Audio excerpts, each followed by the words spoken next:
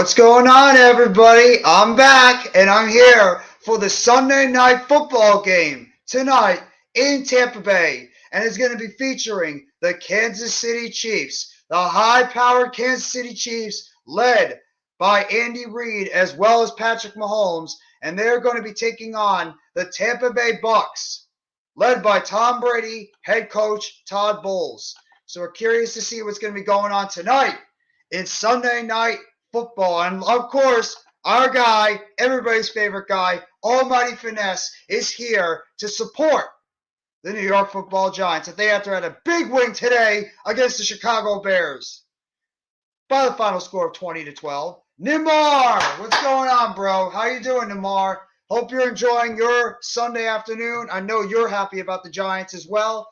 I hope everybody's having a good time. Please make sure you guys hit that like button below. Smash that like button, please. If you guys enjoy this stream, smash that like button. It's only going to make the channel better. It's only going to help the YouTube streams. And it's only going to make it that much more better overall. But thank you guys so much for coming by the stream tonight. We're going to have a very, very high-powered game overall between two very, very good offenses tonight, between the Tampa Bay Bucs as well as the Kansas City Chiefs. The Packers game was very interesting. I thought the Packers offense, they were so-so. They were solid today, but they definitely have a little bit of holes. The offensive line was okay. Patriots did a solid job in trying to, take them out of their game. So we'll have to see what's going to happen. I'm just going to go over the scores real quickly this afternoon. Obviously, we know the New York Football Giants, they pulled off their big victory today against the Chicago Bears, albeit it was marred by a whole lot of injuries in this game. Obviously, the most important ones being Daniel Jones, who looks like he has an ankle sprain right now. Not sure how long he might be out. Have to find out during the week. Evan Neal is dealing with a neck injury. Hopefully, he's not going to be out too long term. Azeez Ojulari pulled up a little bit lame, dealing maybe with that re-aggravation of his quad. Kenny Golladay has a knee injury. Not sure how. I don't know where he got a knee injury. He didn't really do much, but he's got a knee injury right now. Julian Love is dealing with a concussion, as is Tyrod Taylor. Hopefully, the both of them will be all right. You don't ever want to take anything lightly when it comes to a concussion. Mark Lewinsky dealing with an ankle injury. Hopefully, his injury is not that severe. Henry Mondeau, unfortunately, he got carted off during this game with an ankle injury as well. He looks like it could be a season-ending injury. We'll have to find out when the test results come out. There's a lot of New York Giants that got banged up during this game, but we'll have to see what's going to happen and if the Giants are going to be able to come back and get back healthy with this team going forward. CWE, what's going on, bro? My favorite Brooklyn Nets supporter. Love this guy. Love the support he always gives to the channel when it comes to my Brooklyn Nets. And congratulations, bro, to your Seahawks. Congratulations to your Seahawks picking up that victory today. That Dobbs kid is really good. I definitely have to agree. Dobbs is a really good player right now. Well, Namar, he hasn't really been playing like Danny Dimes. He's been playing more like Danny Legs. Because right now he's not getting anything done when it comes to throwing the ball. But when it comes to running the football, Daniel Jones is right now getting the job done. But we have to find out how long he might have to miss due to that ankle injury. Hopefully it's nothing severe right now. So best wishes for Daniel Jones. Hopefully he's going to be able to stay healthy. Hopefully there's going to be nothing else. There's no other injuries. But I'm going to get back to the scores real quickly. Obviously, tonight's game, Tampa Bay versus Kansas City. The Cincinnati Bengals, obviously, they picked up their second win this past Thursday on Thursday Night Football of the Dolphins, 27-15. The Minnesota Vikings this morning picked up a 28-25 victory when one of the most unlikeliest things could happen happened to the Saints. For some reason, when the Vikings and the Saints play, things just don't go the Saints' way, and you get the most oddest plays go against the Saints whenever they play the Vikings. As the kicker, Will Lutz, kicked the ball off the left upright, and it bounced and hit the crossbar and somehow did not go through the uprights. And right now, the Vikings are able to pull off the victory today against the Saints. Saints obviously missing a whole lot of players today. Hopefully they can rebound next week. The Atlanta Falcons have picked up their second win in consecutive weeks over the Cleveland Browns by the final score of 23-20. The Falcons are surprisingly 2-2 right now. Congratulations to them. The Buffalo Bills picked up a victory today against the Baltimore Ravens, 23-20. A little bit of a heated confrontation that happened during this game when you had cornerback Marcus Peters pretty much needing to get separated from his head coach, John Harbaugh, after they didn't go for a field goal on that one play, instead went for a touchdown, which they ended up not getting. And the Buffalo Bills ended up pulling out the victory, and they ended up winning by at least one field goal. So we'll have to see what's going to happen. Blue City, what's going on, bro? Good to hear you. Happy to see you in the chat today. I hope you had a fantastic day. Thank you for being in the Giants stream earlier. I'm going to talk Nets as much as I damn well please. You're going to have to deal with it, my friend. Yeah, Speedy Eagles, what's going on, bro? Thank you so much for coming by the chat. Yeah, Kenny Galladay. He has no catches right now in the last 3 games, and he's hurt right now. So we'll have to see what's going to go on with him. And NBA GOAT 1000. Always love the appreciation you show for my net streams as well. And congratulations to your Bills after pulling off a big victory for them. I'm sure you're very happy about the Bills getting that win today. Well, you shouldn't be that heartbroken, man. Your team is off to a pretty decent start so far to start the season. Yeah, I agree. I could see it, man. Raiders finally won a game. That's true. The Raiders finally were able to win a game this year after knocking off the Broncos 23-32. And absolutely, anytime NBA GOAT 1000, I appreciate the support you always give my channel. And yes, my guy Numar Sikan. He does an awesome job with the Giants. He occasionally hops on with the Big Blue crew. Always love what he does. Hopefully, Numar, you're enjoying your weekend so far. I'm going to get back to the scores real quickly, guys. So far, continuing the scores right now, the Dallas Cowboys are now 3-1 in the division, at 3-1 in the season, as they picked up a win this past weekend against the Washington Commanders by the score of 25-10. So the Dallas Cowboys are on a little bit of a roll right now. Cowboys have won 3 in a row after they dropped that early season game against Tampa Bay. The Seattle Seahawks, it's now 48-15. Mitch, what's going on, bro?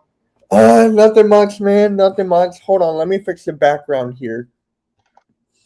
No problem, man. I'm just going over the scores for the chat right now. Seattle Seahawks right now, they pulled off a victory against the Detroit Lions in an incredibly high-scoring affair, 48-45. Geno Smith continues to have a pretty solid start to his season. The Los Angeles Chargers were able to bounce back after a couple of rough games where they got blown out in back-to-back weeks. They ended up picking up a win, albeit a lot closer than originally thought, 34-24 of the Houston Texans. Chargers, they're able to bounce back, and now they're 2-2 on the season. The Tennessee Titans pulled off a big victory against the Indianapolis Colts by the score of 24-17, albeit the Colts right now are probably more concerned about the status of Jonathan Taylor, who suffered an ankle injury during that game. Not sure if it's a high ankle sprain, so we'll have to see what's going to happen. Mitch's Philadelphia Eagles continue to roll like the Jacksonville Jaguars. They caused Trevor Lawrence to have 5 turnovers in that game, and the Eagles are now 4-0 after they picked up a 29-21 win over their record. So they're 4-0 right now, only undefeated team left in the NFL. The New York Jets had another comeback from behind victory, and they were able to defeat the Pittsburgh Steelers. The Steelers are now 1-3. The Jets are surprisingly 2-2 right now by the score of 24-20. And also, Kenny Pickett got his first showing today in the game against the New York Jets, but the Jets were able to come back and pull off the victory. The Arizona Cardinals were able to get the victory today against the Carolina Panthers, 26-16. So the Carolina Panthers now are 2-2 on the season. The Panthers unfortunately dropped to 1-3. The Green Bay Packers, in what was a pretty thrilling game overall during this afternoon, they were able to pick up an overtime victory against the New England Patriots by the score of 27-24. And right now the Packers are 3-1 on the season. They're getting ready to face the Giants next week in London, a pair of 3-1 teams going against each other. The Patriots dropped to 1-3. And the Las Vegas Raiders finally get their first victory of the season as they were able to pull off the victory tonight in Vegas by the score of 32-23, and the Broncos now dropped to 2-2 on the season. So the Raiders are able to finally get that first victory and looking like they're going to try to build some momentum as they go into their next game next week. And that right now is your out-of-town scoreboard for this Week 4 game, Week 4 season overall. Mitch, how are you doing today? Great day of football, but I actually have a basketball question for you, Jeff. Did you hear about Tyler Hero? Yes, he did. I heard he signed a big deal. 4 years, 140 or 30 mil, and people were saying it was overpaid. No, it's not overpaid. Not overpaid at all. AK, what's going on, bro? Thank you very much. If you guys haven't already, sub up to our guy, AK Eagles. He, like Mitch and our boy Tyler, they're one of the originators of the Hardcore Sports Network. So, AK, I hope you're doing well. Congratulations to your team as I congratulated your guy, Mitch, over here.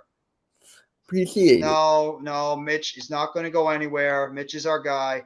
I was over the hills with the Ravens game. I wouldn't blame you, man. That was a big win for you guys this afternoon against the Ravens. You guys did a hell of a job picking up that victory. And Marcus Peters is not very happy about it. And there's Almighty there with his classic F the Eagles. Knew that was coming. It's all good, man. Don't worry about it. Congratulations to your Bills. The Cardinals, hey, they're 2-2 right now. They obviously don't suck that much. Ashton, what's going on, bro? Thank you so much for coming by the stream. Hope you're doing well this weekend. The Cardinals made that Hail Mary touchdown. Made me cry for weeks. Yeah, I mean, that was crazy. The Cardinals needed some type of play like that. So congratulations to the Cardinals being able to pick up that win this afternoon. Let's see if they're going to be able to build on it going forward. So that's your week. That's your scoreboards right now. And in terms of the baseball games right now, the New York Mets are leading the Atlanta Braves by the score of 3-1 right now. Bottom of the third inning, 2 men on base for the Braves, no outs. So the Braves and Mets right now are tied in the division together at 59 and 99, I believe, and 59. Both teams, key game tonight. The Mets right now are leading. Braves are right now trying to get a couple of runs in. Now there's runners on second and third with 1 out in that game. Bottom of the third, Mets hold on to a 3-1 lead. Boo. That's just a couple of your score updates right now. Boo. Mitch is just unhappy because his team sucks. Peace and blessings, Coach. If you want, Coach, we can send you the link if you want to hop on with us for this game. Oh yeah, I would love to have him on. Coach, if you want to hop on, Mitch or myself, I'll send you the link in the chat, or we'll send you the link in the chat in the YouTube stream, and you can hop on with us if you want to call this game with us. I always love the insight you bring to the table. So Jeff, I just want to say thank you for all the help you have. Just helped me along the way to get my milestone today. I just want to say thank you.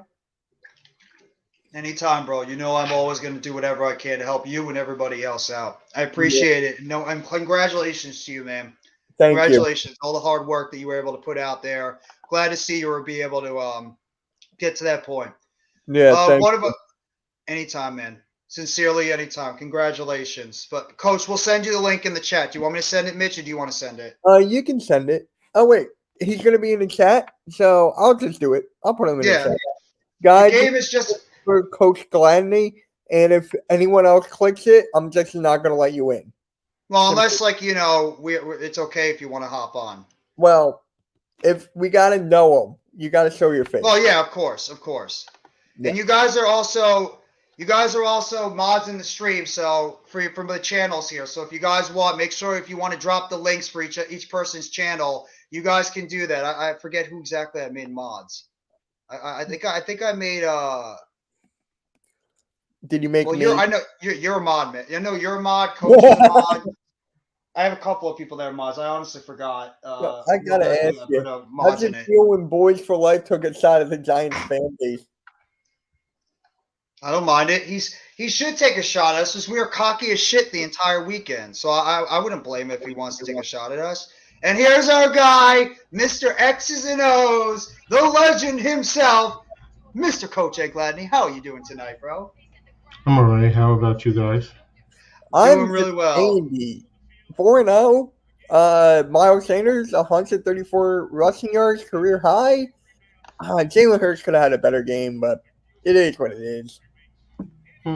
Yeah, I feel you, but no fan base is ever going to be happy with your team. So yeah, like Jeff knows I'm one of the most realistic fans on this platform, and I'll tell you when it comes to the Jalen Hurts and all that. Another great Giants content creator. He is exploding right now in the Giants scene. If you have not already, make sure you go sub up to the great Big Dash Nose.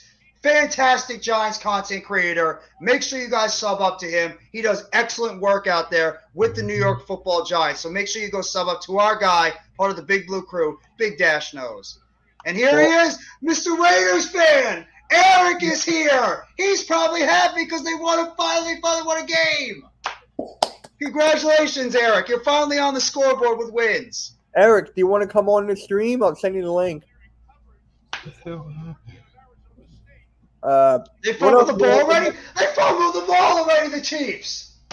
On the return. Oh, the Bucs fumbled it. Buccaneers. Oh, my God. The Bucs have fumbled the ball already. I think the Chiefs just recovered it. Holy. I'll be back in a Wow. second, guys. I'm having problems. All I'll be right. back. Okay, Coach. Oh, my God. So the Chiefs are going to – Andy Reid's is smiling about this right now. Andy Reid's got a big smile on his face. Bucs already dealing with a turnover as we speak. 2 wide receivers up top, 1 wide receiver down below. Mahomes in the shotgun. Edwards-Helaire flanks him to the right side. Mahomes takes the snap, hands it off. Edwards-Helaire up the middle of the field, and he's going to get down to at least about the 15-yard line, 16-yard line at best. So the Chiefs are going to have the ball at about the 16, 15-yard line. Mahomes' numbers on the season so far, 68% completion percentage, 850 yards passing, 8 touchdowns, 1 interception with 112.1 quarterback rating. Mahomes in the shotgun right now. Edwards-Helaire flanking him to the right side. Mahomes. 2 wide receivers up top, 1 wide receiver down below. Mahomes takes the snap, throws in the middle field. Caught! And it is in the end zone! Touchdown! Chiefs! Well, I'm behind. It's okay. It's all right. Keep doing what you're doing. Touchdown. Touchdown, Chiefs! No, Dash. I'm only the man. You're the man. If anybody's the man, we're all the man. Yo, Big Dash, I just subscribed to you, bro. I want to get an Eagles and Giants roundtable when we play each other during that week. That is my goal. This guy's one of the best in the business. I'm telling you, Dash has only been doing this for a few months on the YouTube game, and he is shooting up the charts right now with what he's doing in the YouTube game.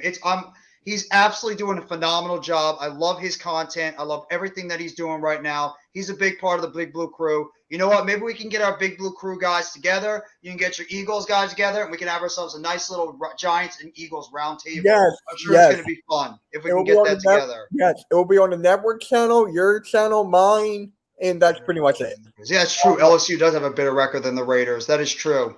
That actually, I have a question. Until December. Go ahead, Mitch. Does anybody have 0 wins? I think the Raiders were the last team to have 0 wins, but I think they just picked up their first win today. So I think the Raiders were the last team to have nothing. But now they have their lease on the scoreboard.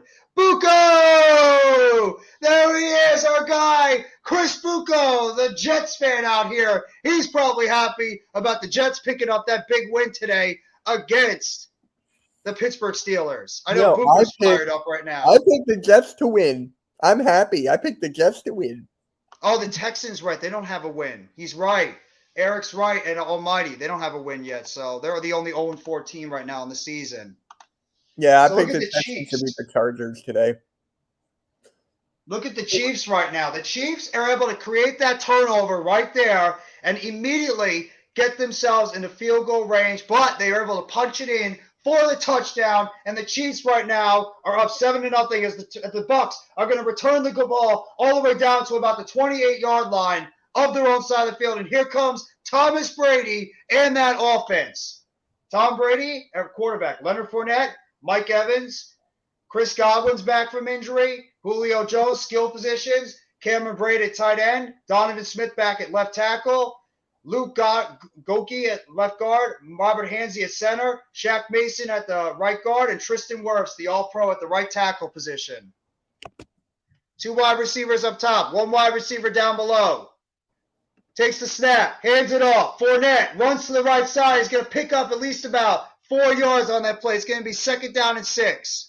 And Eric, I just gave you the link. They have a tie. I just messaged you the link if you want to pop on. Thank you very much, Bucco. Thank you. And congratulations to you. Isn't it nice, Bucco, to finally have New York teams that actually are playing decent for the first time in a decade? Isn't it nice to actually have football teams in New York actually play decent football? I mean, Jesus Christ, this is incredible right now. If their offense is able to placate the way they are, then no. There's Tom Brady, dumps it off, pass to Leonard Fournette. Fournette breaks a couple of tackles. Fournette Gets down to at least about the 44-yard line. Big play there by the Tampa Bay Bucs. Tom Brady drops back and dumps the ball over the middle of the field to Leonard Fournette for the first down. Fournette was able to chip the outside pass rusher just a little bit, and they just let out and was able to make that catch on the play. And the Bucs pick up a big gain on that last play. First down, Bucs. They're in Chiefs territory. Even after that first turnover, the Bucs are rolling right now. Tom Brady in the huddle. Takes the snap. Jumps back. Looking to throw down the field. Throws it, and it's caught at about the 44 and a half, about the, looks like the 35 and a half yard line. Cameron Brate with the catch. First down, Bucs again. Bucs offense is starting to move the ball now pretty well. Couple of plays just like that. The Bucs are already knocking on the door of getting a touchdown in this game. Texas A&M is 3-2. LSU is 4-1. Yep, that's absolutely true. Normal guy. LSU's off to a very strong start so far this year. Tom Brady hands it off. Oh, he's tackled on the backfield. Good play there by the rookie George Karlaftis, making the play in the backfield for the tackle. Second down and long for the Bucs. Go ahead, Mitch. Michigan is 5-0. And question: is this the first year that Tom Brady's playing without Gronk? Yes, it is. With the Bucs, yes. Is it the first year? I think it's just the first year where he's playing without Gronk in Tampa Bay. Brady takes the snap in the shotgun. Brady throws to the right side, and it's juggled and caught. Chris Godwin gets to at least about the 29-yard line. I know the Bucs are happy to get him back in the game. Karlaftis is good. I think he also is in the perfect scheme right now with that defense, especially playing next to a guy like Chris Jones, who's one of the elite defensive tackles. Good route by Godwin. Being able to cut into the inside for at least about a short gain, for at least about a 7, 8, 9-yard gain over the middle of the field. God, the Bucs really needed Godwin back. 3rd down and 4 right now for the Bucs. Tom Brady in the shotgun. 2 wide receivers down below, 1 wide receiver up top. Brady takes the snap, goes to the sideline. Fournette makes the catch. Fournette trying to power his way, and he's going to be dropped short. He's going to be dropped short of the first down. It looks like he picked up about 1.5 yards on that play. You want everybody on your team, Almighty. Anybody who's everybody, you want them on your team. I know you want every single player on the New York Giants. Unfortunately, we can't sign everybody on the team. That would just be a little bit unfair. Let's Almighty this. Would you want Jalen Hurts? Almighty, would you want Jalen Hurts? Because he's probably going to say yes, because he would want anybody but Daniel Jones. He's probably going to want anybody but Daniel Jones. Who's your 3rd quarterback? Davis Webb. Oh my God. 45-yard kick, snap is up, kick is up, and it is good, right down the middle. And the Bucs get on the scoreboard. He said no, he doesn't want Jalen Hurts. Oh wow. Almighty, you have to take everyone on your team. That's right. Almighty likes everybody on the Giants, and always F the Nets. Yep, right, Almighty? F the Nets? I'm sure Mitch could agree with that one. Yeah. F the Knicks, really, for me. Hey, that's another one, too. I'm not going to disagree with that one. You're never going to hear a disagreement coming out of me on that one. Thank you very much, everybody, coming by the chat. We actually had 13 strong in the chat at one point. I appreciate that, guys. Thank you so much. Make sure you guys hit that like button below. And if you haven't already, sub up to myself, NYGJeffyT85, as well as my guy to my right, Mitch Kofsky. He does an excellent job. There he is right there. Yep, F the Nets. Well, you know what? F the Knicks. Make sure you guys sub up to Mitch Kofsky. He does an excellent job with the Philadelphia Eagles, also one of the founders and creators of the Hardcore Sports Network. Everybody wish him a congratulations. He just got 225,000 views on his channel today. Big accomplishment for Mitch. So congratulations to our guy, Mitch Kofsky. Thank you. Thank you, man. Means a lot. Yeah, well, I mean, if they're good for the NBA, what the hell has been wrong with the NBA for the past 20-plus years? Because they've sucked for over 2 decades. So, I mean, what does that mean?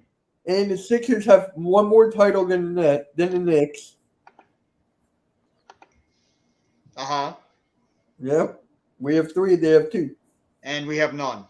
We have none. We have absolutely zero. But good drive so far by the good opening drive for the Bucs so far. So they were able to get the ball down the field. I think Coach is trying to get in right now, but he said maybe the connection's not working. There's our guy Eric is joining into the stream right now. Oh, it feels good to have win. I take. It feels good to be 4-0. Look. The one thing I kept praising is run the ball. And what did we do? Run the ball and What are won. you?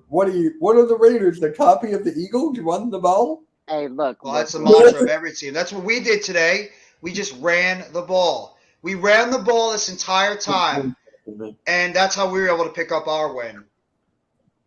Same thing with the Raiders finally smartened up and they decided, hey, maybe we should start running the ball a little bit. Maybe that's going to help us win. And what happened? Yep. They finally are on the scoreboard in terms of wins. Congratulations to you, Eric. I'm sure you're probably beyond relieved with the fact that you guys finally got a victory. Yep, because if we would have gone 0-4, yep. It might have been heads rolling already. Josh McDaniels might have already been in trouble in terms of losing his job. And there's our guy Cole's Cowboys, right there. Cole's 3-1. You must be very excited right now too, bro. Got that win today over the Commanders, so I know you're probably very excited overall with how your team's been performing so far. Coles, if you want to hop on with us too. The link is in the stream. You're more than welcome to hop on us with it as well. Now they're introducing the Chiefs offense. I'm watching Scantling, Jesus Christ. Travis Kelce, Orlando Brown on offensive tackle, Joe Tooney at the left guard, Creed Humphrey, Trey Smith, as well as Andrew Wiley. That's the Chiefs offensive line. They have Juju Smith-Schuster, Marquez Valdez-Scantling, as well as Mecole Hardman, and Patrick Mahomes in the backfield with Clyde Edwards-Helaire. Mahomes takes the snap, eludes the rush. Mahomes runs to the outside, throws it. Kelce makes the catch. Kelce gets over the line and is going to get to at least about the 34-yard line for a first down. That ending was so wild. All good, Coles. No problem. Wow. That ending was wild. Which ending? The Giants and the Bears. Oh, you mean the fact they were tossing the ball all over the place the entire time? Yes. That was really what they were doing. They were playing toss the ball. Like every single second, they're just tossing the ball all over the place. No. You seen the movie Longest Yard? Absolutely. There we go. We got Coach back. They did some backyard bullshit or junkyard bullshit. Hey, you know what? Thank God that nothing bad happened. Right? Okay. Thank God that no big play happened. Coach, everything good over there on your end? Yeah, it looks so now. I mean, you had to reboot the whole system, which sucks. Yeah, I hate that. The computer just giving you issues right now, or is it like the microphone? No, it's the computer. I had to go in and out of it 3 times. So Yeah, well, I got an old computer, so it's my daughters keep telling me, Dad, get a new one. I'm like, I don't want to get a new one right now. You can't rely on that new technology nowadays. It's very unreliable at times too. Sometimes the old stuff works better, and you know what? I think I don't really feel bad for Commanders fans as much because they were talking a lot of smack too. But somebody better go check on Tymus right now because he's really pissed off. Tymus is about to throw something at somebody.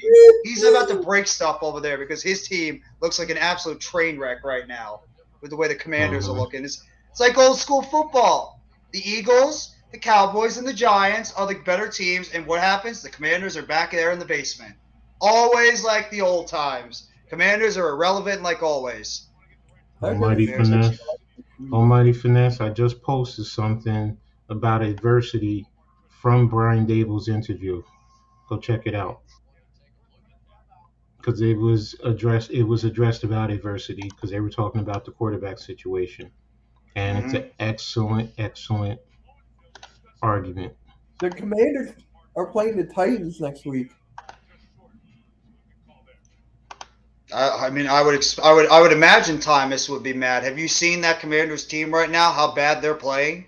I mean, that team looks just god. They have no offensive line right now, and I think it's killing that team. And Carson Wentz, he just looks absolutely scared out there. I mean, The guy's he looks shot right now because he's getting no protection. And I mean, you can't really blame him for being the way he is right now. I mean, he's just got nothing.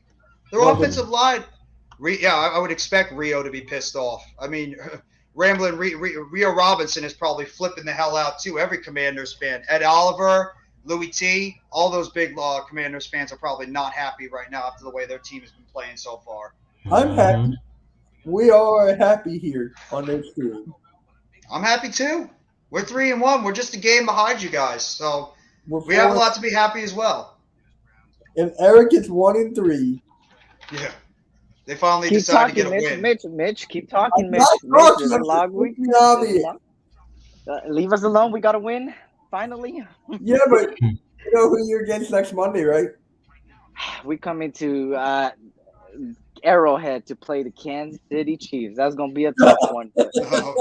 Good luck to you guys, especially if they don't win this game tonight. You guys might be screwed. If we just need to run the ball, bro. That's all I got to say. We just got to run the ball. Our defense looked really good, bro. Eric, you see the movie Blind We'll Side, see. right? Philly halftime. What's going on, bro? Good to see you. Hope you're having a good week, and I'm sure you're very happy right now too. If you guys haven't already, go sub up to our guy Philly halftime. He's another great Eagles content creator. He does a good job over there, and the hardest working man in New York Giants Twitter, Super Taj World. Taj, what is going on, bro? Thank you so much for coming by the stream. Love what Taj does. Always does an excellent job. Yeah. Ben Simmons is playing against the Sixers tomorrow. Let's do it. Yeah. Wait, basketball's here. Yay, finally. Dude, the fantasy draft is tomorrow. Yeah. Oh, yeah, thank you for reminding me. I ended up joining, by the way. Yeah, I know. We have 16 teams now. Oh, damn. You already know I'm picking LeBron. Nobody picked LeBron. Eric. Mahomes in the snap. Mahomes takes the snap, fakes the handoff, rolls to his right, and he's going to throws the ball away, and it's caught. First down for Mahomes. Juju Smith-Schuster with the catch. Mahomes looked like he was going to get sacked on that play and still was make something out of nothing. First down, Kansas City.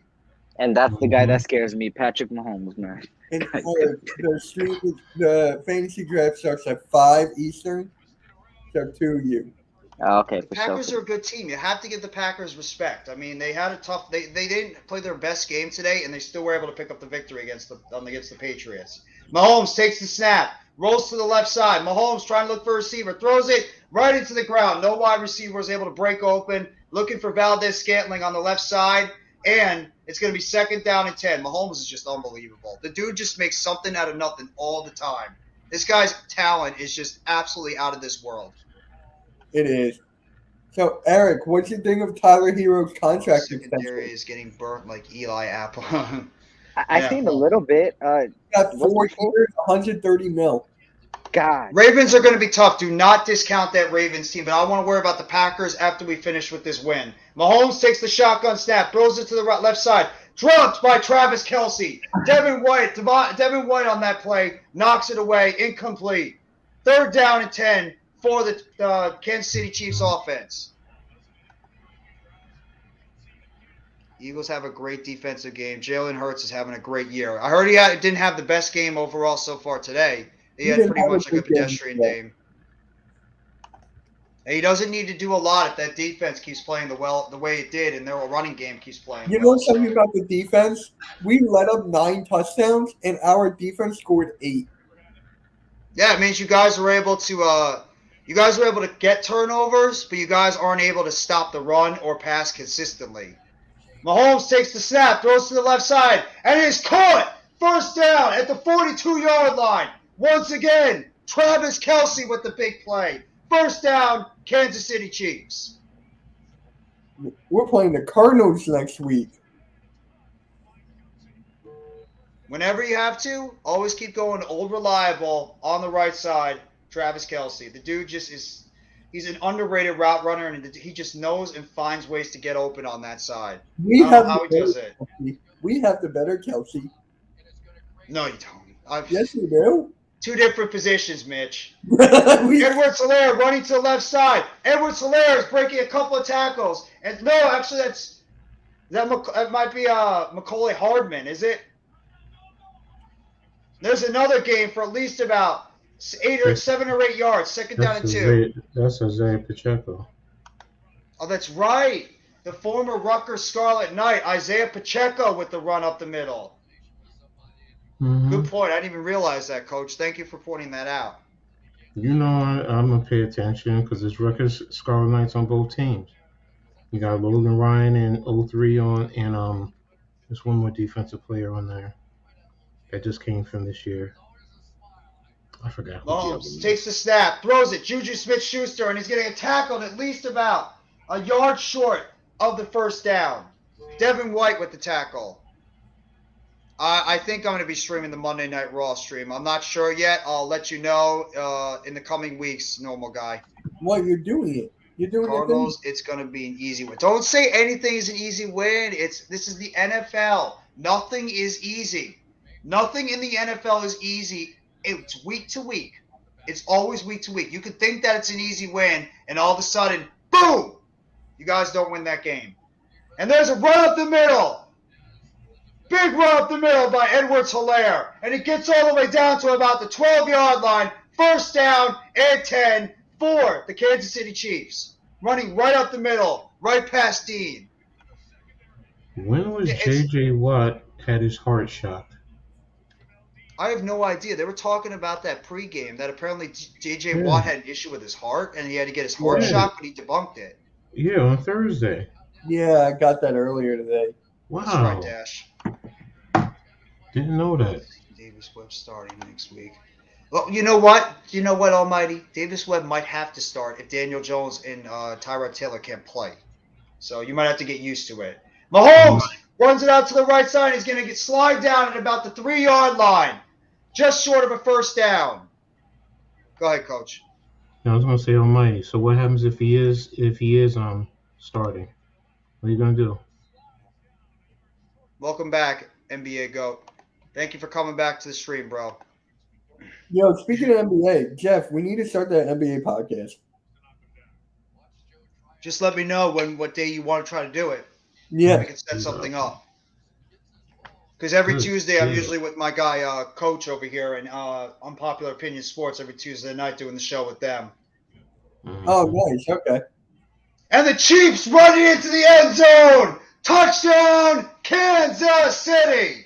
Touchdown there by Clyde Edwards-Helaire. 12 plays, 79 yards, 6 minutes and 11-second drive for the Chiefs. Punched in by Edwards-Helaire for about a 3-yard touchdown. These Chiefs are crazy. Oh my God, we played them on Monday night. I love that center on that team. I love Creed Humphrey. He's an old school, nasty center out there on that offensive line. I know all us Giants fans wanted him. Great movement. That's great movement. Mm-hmm. Absolutely, I agree. The offensive line did an excellent job pushing that defense back in order to get Edwards-Helaire to be able to run up the middle and be able to score that touchdown. Don't give him ideas. Please don't give him ideas, normal guy. He's going to say it. What? Yes, hit that like button if you guys have not already, and make sure you guys sub up to the Hardcore Sports Network, as well as the 4 guys on this panel right now. Myself, NYG Jeffy T85, Mitch Kofsky over here to the upper left, or the upper right. I can't tell between left and right now. Right below me, Coach A. Gladney and his channel, Coach A. Gladney's Amazing World of Sports, as well as our guy over here. He's happy. The Raiders finally won. Eric, a.k.a. SC. Why do you always have to say finally, man? That hurts my feelings.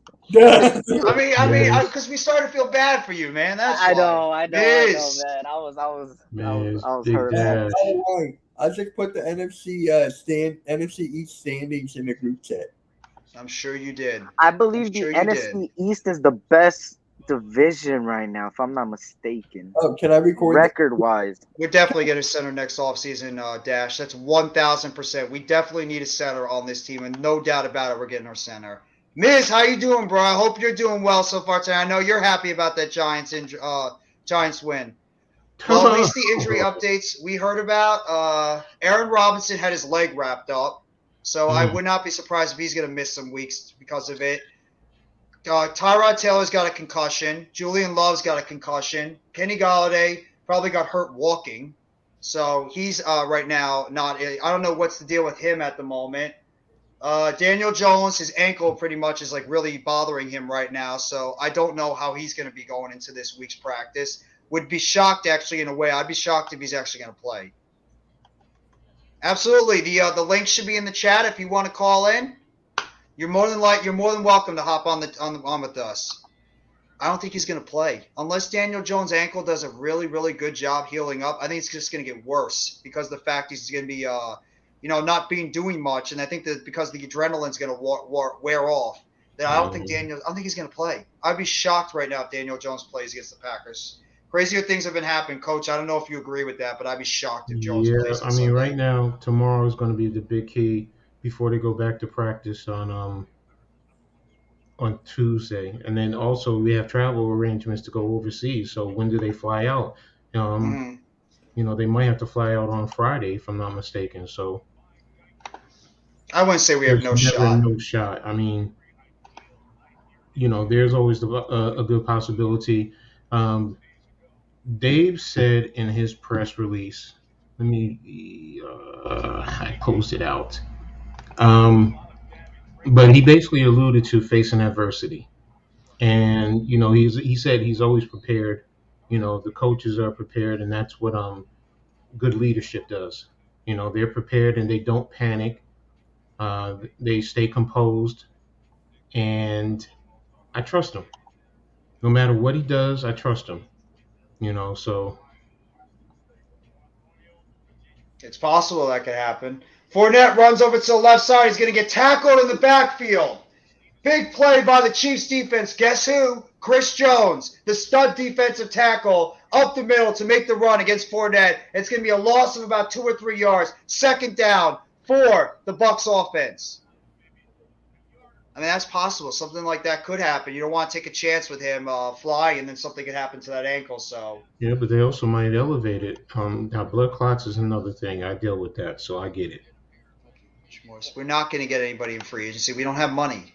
Giants don't have money to get anybody. If we needed a center right now, you got, what's his name, Treader, who was cut by Cleveland. We can't afford it right now. Oh, you said free agency. I'm sorry, I digress. You said free agency, so let me back up.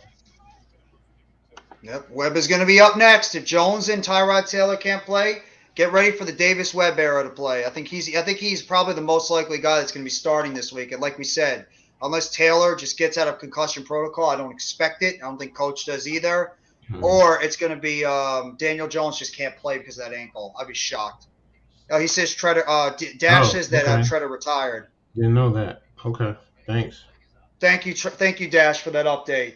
Brady throws to the left side, caught by Russell Gage, and he's going to get at least to about the 33-yard line on that play, but it's going to be 4th down for the Bucs, and they're going to have to punt again. A lot of next year.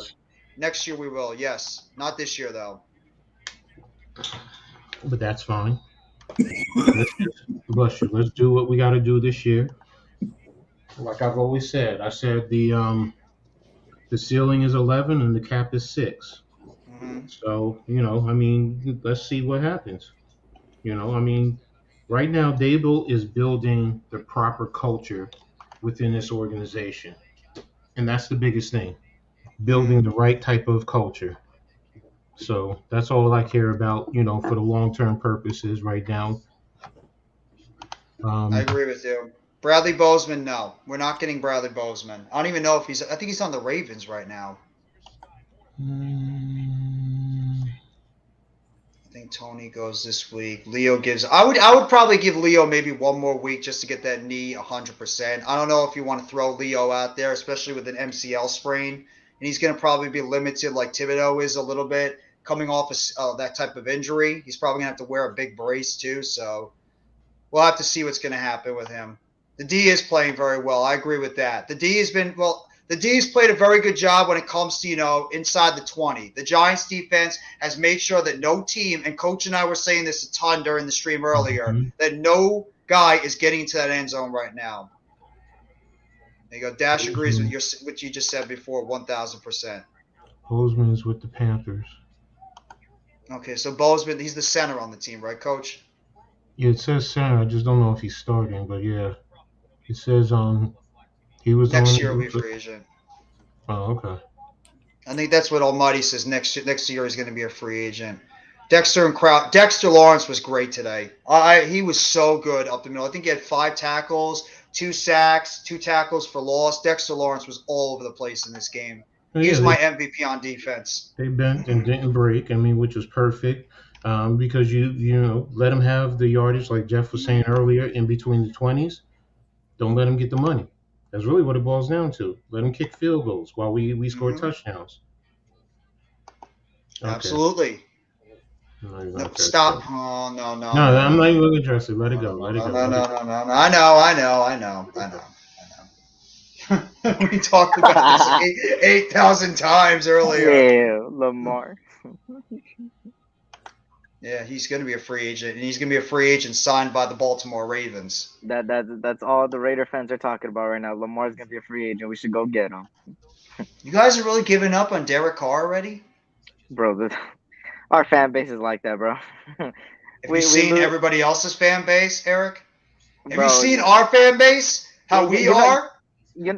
no, I seen it. You guys are similar. If you notice our fan base right now, one of our Raider content creators is live right now with a lot of people in the chat, and right now they're debating about what went wrong in this game instead of enjoying the win. They're just going after each Everybody always wants to go the negative when it comes to this stuff and not enjoy the positive or the win. Wasted Let's not- Talents let's not live lie. and Dirty Raiders live. There's 2 lives going on right now. Oh, I'm waiting to do. I'm Robinson waiting an Robinson hour did it. before I Yeah, go I do live. too. I do too, Miz. It's a shame what happened to Robinson. I thought he was actually playing pretty decent out there. Hopefully he's not going to be out long term. You might not want the franchise tag, but guess what? The Ravens want him, and they can't sign him yet. They're franchising him. And there's a run up the middle by the Chiefs, and they're gonna be getting at least about to 21-yard line. But there's a flag on the play. Bill Vinovich, the longtime referee, is the ref of this game. It's gonna be a false start on the Chiefs' offense. Feels like he's been in this league a lot longer than that. Vinovich, Scantling, the wide receiver, Valdez Scantling with a false start. Yeah, but if he's a referee, it doesn't mean he might not have been like an umpire or one of the other positions. Or I are think they a lot of talking? these guys are lawyers too. I believe. Like a lot of them are lawyers. I mean, like Yeah, they're but not during the didn't they season. start going full time? I thought they started going full time now. I think they might have. I think you're right on that, Coach. Or certain ones. Let me say that. I think certain ones. Mahomes throws it over the middle. It's caught by Juju Smith-Schuster. Gets up to about the 26-yard line. And it's going to be second down and short for the Chiefs. Smith-Schuster getting into the game. Quarters. They're quarters, yeah. Okay. Oh, Lamar's body language. He doesn't want to play. Oh, stop. Hey, I'm ahead on out, man. I appreciate you inviting me, man. I just wanted to come on here and show some love to you guys, man. Hey, No, you I already know. appreciate it, Eric. Thank you very much for coming on. You know you're always welcome. Make sure, Eric, if you haven't already, sub up to the guy right next to you on the left, Coach Ed Gladney. He does an excellent job. Excellent job when it comes to X's and O's with the New York Giants and everything. What's the YouTube? What is it called? Coach Ed's Amazing World of Sports. If you want to talk about X's and O's and breakdown when it comes to that, he's the absolute best when it comes to breaking down the X's and O's. He's because of the amount of years he's been coaching for a while, and he knows it all when it comes to that aspect of the game. So, okay, for sure. you'll love his content. Coach Ed Gladney's Amazing World of Sports. Subscribe. There you go. Thanks, man. I appreciate it. Of course, brother. Set you up. Thank you, Eric, and congratulations on your win, bro. I know, man. On to Arrowhead, man. Good luck with that one. You better hope the Chiefs don't lose today, or you guys are screwed. You guys are screwed if they win. You'll be live for that game, huh?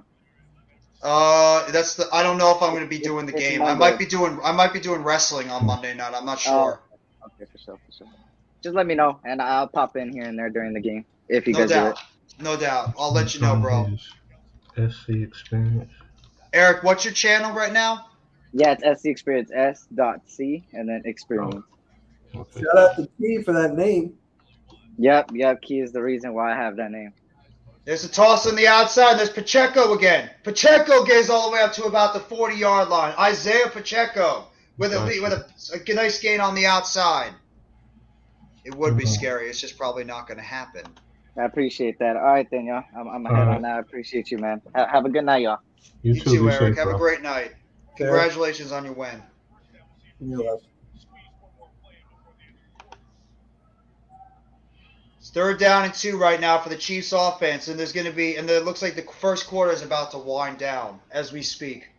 So Chiefs right now are off to a quick 14-3 lead, looking to try to add on some more on this offense. They need to put 7 up on this one. They need to, Mm-hmm. because it changes the whole complexity of Tampa's game plan. Because it kind of restricts their running game. Mm-hmm. I mean, you still do it. I mean, it's the first quarter, so you don't abandon it, but you definitely have to try and catch up, because then you're going to force them to get 7. You can't get 3. You have to get 7, Mm-hmm. because we go 21-3 more than likely in the second quarter. I like that strategy and the way they're playing. They're playing like they're pissed because of last week. I don't blame them. I mean, when you lose a game like they did last week, I don't blame them for being as pissed off as they are right now, and they're coming out fired up, trying to make a statement against the Bucs team. That is, sure they got their players back, but I mean, who knows what type of chemistry they're going to have all together with all these guys. Mm-hmm. Especially on the offensive line is still very, crickety too when it comes to that. Mm-hmm. You want to answer this one, Huh? Oh, jeez. Coach? I'm sorry. You want to answer Oh, this one? I'm not thinking about next year. No quarterback next year. Daniel Jones is my quarterback. Tyrod Taylor is my backup, and Davis Webb is the third string. That's all I'm focused on. Anthony Mm-hmm. Richardson does have talent, though. I will say that. Mm-hmm. It still needs to be developed properly. I will say that. But all those quarterbacks possibly coming out next year are all in that Mm-hmm. in that mold. So, but right now, my quarterback is Daniel Jones, and I want to see us fix whatever we have to fix, get him healthy, and continue to see if we can develop him. And then after the season, we can talk about it. I'm not even thinking about the quarterback right now. The only quarterback I really want to see, the only quarterback I hope is going to be all right is Daniel Jones. I want Daniel Exactly. Jones to be healthy, and I want Daniel Jones to be able to be out there.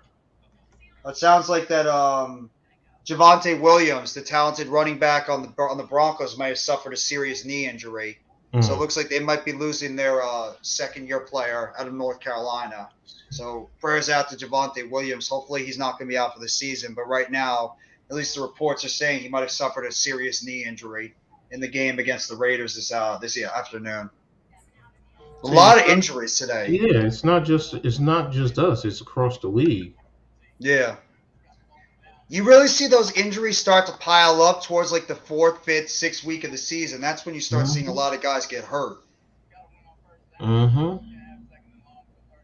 Mahomes in the shotgun, takes the snap, looks to the left side, runs up the middle, and Mahomes is going to pick up the first down and then some and get to at least about the 48-yard line of the Chiefs. First down, Chiefs.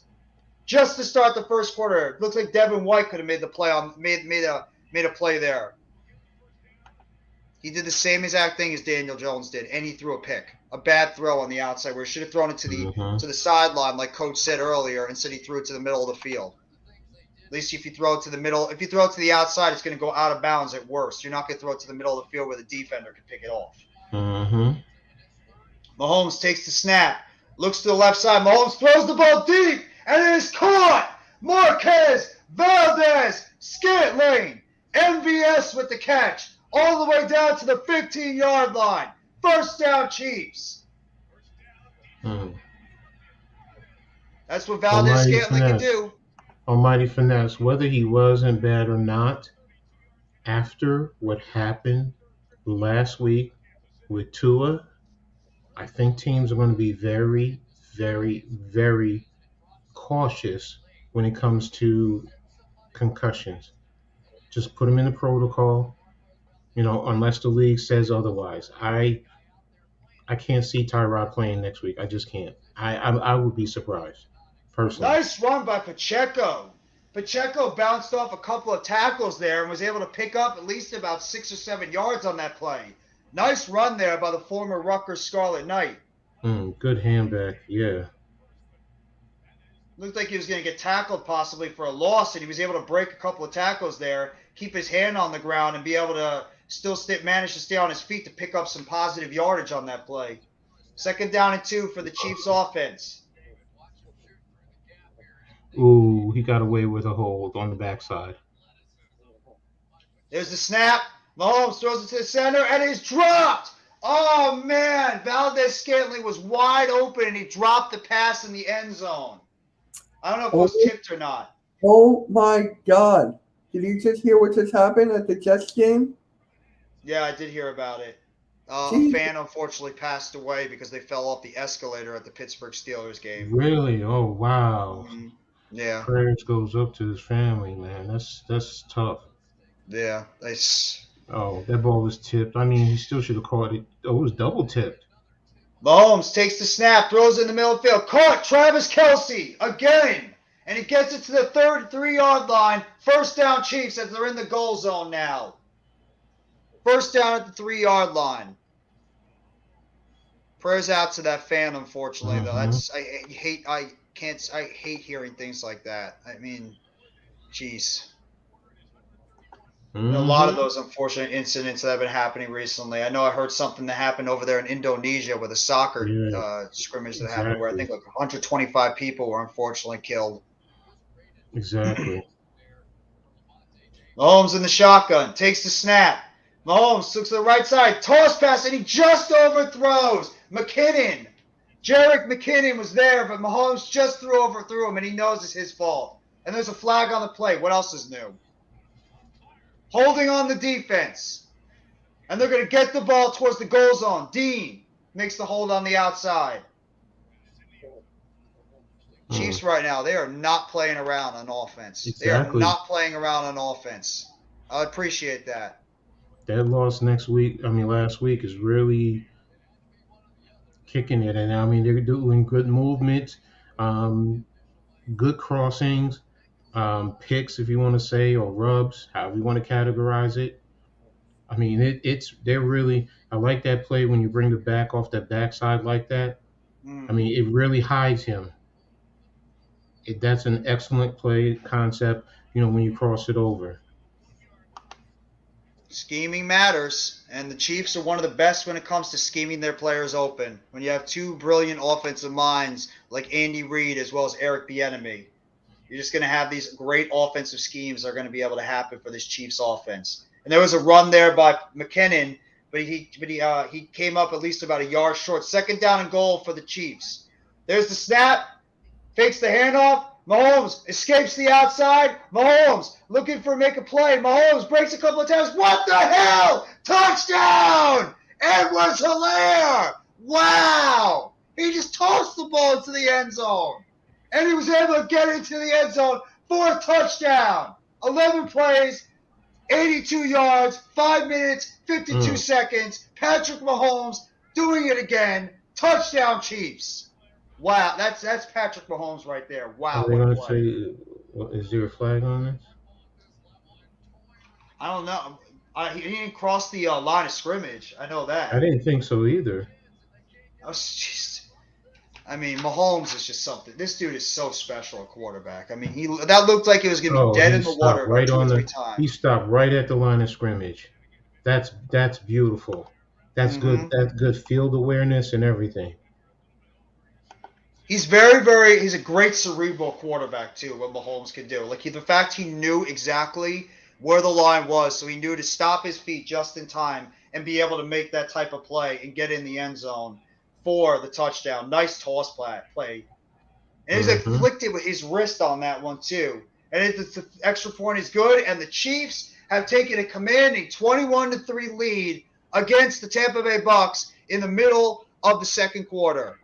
Mahomes is amazing. This guy is the best quarterback in the NFL when he's healthy. I love what Lamar's doing. Jalen Hurts is off to a good start. Tua is off to a good start. Josh Allen too. But Mahomes, when this guy's This guy is special, the types of plays he can make out there. Gets it done with his arm, gets it done with his legs. I mean, this guy is just a human highlight reel. Literally, in every single way, he's a human highlight reel. And coming Right. from an Eagles fan, Jalen Hurts has taken a step down back after today's game. Yes, he only has 9 incompletions.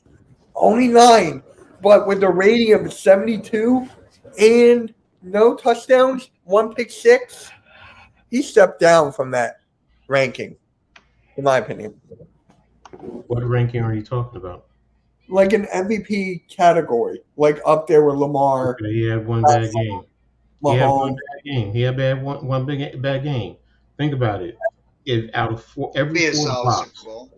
if out of every 4 blocks of games, he has 3 great ones and 1 bad one, you wouldn't take that, and you wouldn't consider that an all-star MVP caliber type of a player. Now, I'm not saying he's better than Mahomes. I'm not even saying he's better than Rodgers or Brady. Please don't think I'm saying that. But Yeah, I know that. I know that. Believe me, I know. but if Eagles he told me that he's better than Josh Allen already. no.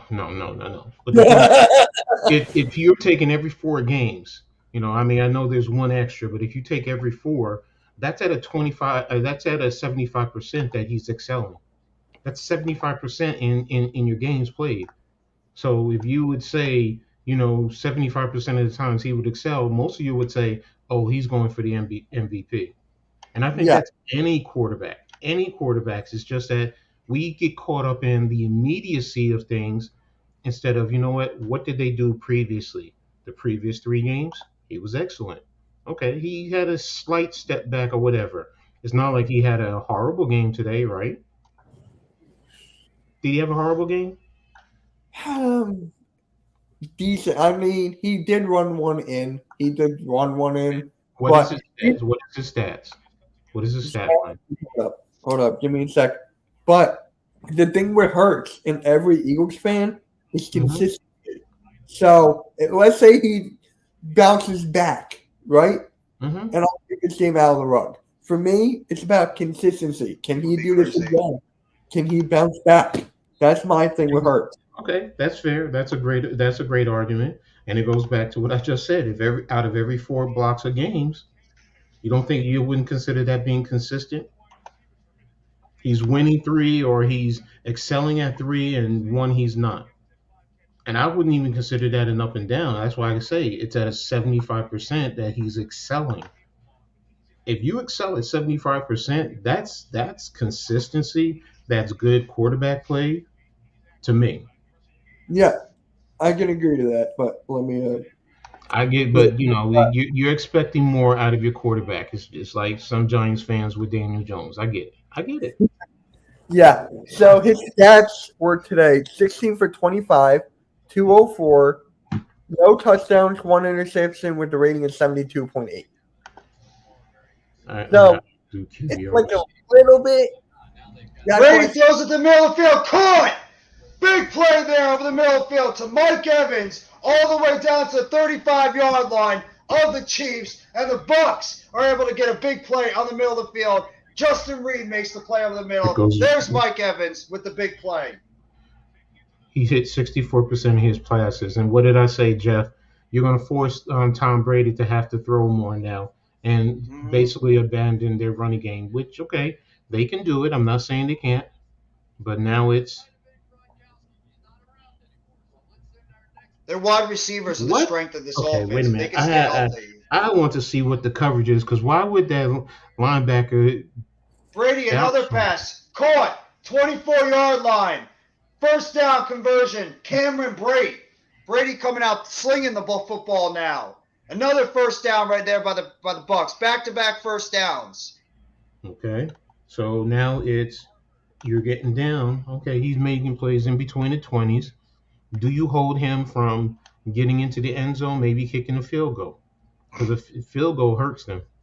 I mean, I know you have to take points if you get there, but you don't want 7. Don't give him 7. If anything, you don't give him 7. You can't, Brady especially after takes the your offense snap. just. And he throws the ball, and he almost got sacked on that play. Just short tops it right in front of the receivers, and it's going to be second down and 10. You won by 3. You moved him off his mark. That's why he had to move up. He had to avoid the rush, so he couldn't get his footwork into it. So good pressure. Tristan Wirfs is a little bit hobbled on that play. The right tackle, the All-Pro right tackle, is a little bit hobbling on that play. I'm It gonna seems like say he's it. gonna be all I'm right. gonna say it. I'm gonna say it, and I know people are gonna kill me for it, but that's because they don't practice enough hitting. Sorry. I No, you're remember the right. days. I remember the days when I went through triple session, and that got my body physically ready for the season for the most part. But You're that's me. absolutely right. I'm old school. I get it. Yeah, I get it. Concussions and all that, and the NFL got lawsuits. So And there's a first down pass to the right side from Tom Brady to number 29. I forget who number 29 is on the Bucs, but he just picked up a first down there. Good job by the Chiefs, though, trying to guard the inside against these wide receivers. Julio Jones hasn't really been out there and done much, although I think he's out there on the play right now. 2 wide receivers down below. Russell Gage goes to the outside. Brady takes the snap. Brady throws to the middle field, and it's caught! Mike Evans with the big reception in the end zone. Touchdown, Bucs! bad defense. Bad defense, Kansas City. Very bad defense. Finally, I still lost in fantasy. But I just gotta say something. Mhm. With guys, I can talk about football. Like me and Coach Eglani had a good conversation about Jalen Hurts just now. Mhm. Right? Mhm. We had a good conversation. With Eagles fans, some Eagles fans, I can't have that because they're saying like Jalen Hurts is going to do this, Jalen Hurts is going to do that, Jalen Hurts is better than Josh Allen. Well, Jalen it's Hurts the is same thing with Giants fans. There's some Giants fans Mhm. that probably think Daniel Jones is God out there, and he's really not. Mhm. Every fan base has those types of fans, and then you have Mhm. fans that at least, come back down to reality. Reality comes to them a lot easier, and that's like, how you'll be able to decipher them, and that's how you can know I can have a football conversation with this person. If you're Yeah, able to, not be a homer when it comes to your team. You could be happy Mhm. about your team playing well, but you have to also be realistic, too. Mhm. right. Yeah. So It goes back to what I said. What I said during earlier. It's all fan bases, not just Giant fan bases. It's Mm-hmm. we get so consumed, and then we spew so much hate and venom at the players. Okay, they make mistakes. Not one player is perfect. And it's Mm-hmm. like, we're because they make XYZ amount of money, we put them on a higher pedestal. Man, come on. They're human beings. They're gonna make mistakes. We're being entertained. We're the ones paying the money. If you don't want to be entertained, then don't pay the money. That's really what it boils down to. Otherwise, chill with the hate, with the venom. And I mean, whose commercial did the best? It was an athlete who came to a person's job and was cheering them on and so on and so forth. How would most fans feel if someone came to the job and was ripping them and chewing them up? I mean, people go into restaurants and they give people hard times there, and people don't like it. It's the same Mm-hmm. thing. It's the same thing. I get it. Spew, voice your displeasure, but don't spew the hate and the venom. And just like you said, Mitch, have conversations, and in the end, if you agree to disagree. I yep, mean, exactly. how many people who do I disagree with over giant stuff? I mean, okay, I respect your opinion, just respect mine. Simple. Mm-hmm. I'm not always going to agree with Jeff for some of the things and all the other content creators, and they're not going to agree with me, but it's still a respect thing, and that's all. Mm-hmm. I respect every. You're an Eagles fan. I respect you. I mean, I don't like the Eagles. That's my personal. But I mean, yeah, I mean, I got friends who call the Giants the midgets. Okay, Oh, yeah. okay, okay. So All the time. yeah, and the Cowboys are the Cowgirls. Um, I mean, the new one. I'm still getting used to Washington. I mean, I go back to Oh, the what a Deadskins. stupid name. Ah, I what a mean, stupid name. Wait, what was the name, Jeff? What is the name? Oh, please don't play it. Oh, please I'm don't not, play it. I'm not playing that one. I deleted that one. It's the Washington. I don't even want to say the name because I just the hate that name Commanders. so much. Yeah, for Washington Yeah. Command. Oh, wow. Okay, what the hell was that? That's our buddy Cool Cat Cotter. He's an Eagles content creator. He's like very boisterous. He was doing a stream with our guy Big Moves Timus, and he was just pretty much making fun of them after the Commanders lost to the Eagles. So he decided to throw that up there as like a joke. Oh, okay. Yeah. See, I deleted the other one. I can still bring it back. Come on, Pops. Come on, Pops. Juju Smith-Schuster's on the sideline now. I don't know if he got hurt or if he got benched or something. I have no idea. Yes, guys getting hurt across the league. It's crazy. This is insane. This week has been this has been like the mass unit week. Everybody and anybody's getting hurt this week. It's crazy. Exactly. Mahomes in the shotgun. Takes the snap. Hands it off. Edwards-Helaire up the middle. And he's going to pick up at least about, looks like 7 or 8 yards, maybe more on that play before he's stopped by the Bucs defense. It's going to be second down and short. Go ahead, Mitch. The Braves are up 4-3 right now. Yeah, it's disappointing. The Mets better not screw this one up tonight. I'm getting destroyed right now by Braves fans the entire time. That's the video I put up last night. I mean, like, what? Bombarded and killed by a million Braves fans. I gotta see. Let me look. I just want to see it. Hold up. I'm not gonna play it. I just want to read the comments. Mahomes takes the snap, looks to the left side. Mahomes throws it, and it is incomplete. Tried to hit Juju Smith-Schuster. I don't know if Smith-Schuster fell or if it was just a bad throw by Mahomes. It's going to be 3rd down and 3 for the Chiefs offense. Looked like maybe a miscommunication there between Juju Smith-Schuster as well as Patrick Mahomes. Okay, he was coming across. Mahomes put it behind him. Got to see what was the coverage. Oh my God, Jeff! It has 73 comments on it. Yeah, I don't know what I did. Fan. Oh my God! Mahomes takes the snap, throws it to the left side, caught by Kelsey, short pass, and he gets over the line. 1st down, Chiefs for at least about a 5-yard gain. And the Chiefs move the sticks. The Bucs can't stop their offense right now. Oh my God! You're getting bombarded. Yeah, I am. I'm getting destroyed by Braves fans. There's Blake too. Yeah, I know. I saw Blake's comment in there. He was actually one of the positive comments in that thing. Everybody else saying the Mets suck. Mets suck. They're not better than the Braves. Braves are the best. Yeah, it's like what I want to hear now. Toss pass over there. Edwards-Helaire runs to the outside and gets tackled for at least about 3-yard gain. There's a flag on the play. It might be a horse collar on Carl Nassib. Might be a horse collar on that play. He went down awkwardly on that. Is it a hold on 77? Nope. Personal foul. Horse collar on Carl Nassib. Because the way he went down. No, I got that too. I was also saying I wonder if it's a hold 2. I should have said 2.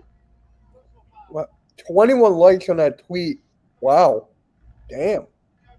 That's right. Let's go Mets, man. Hopefully we can get it done. Philly suck. Woo!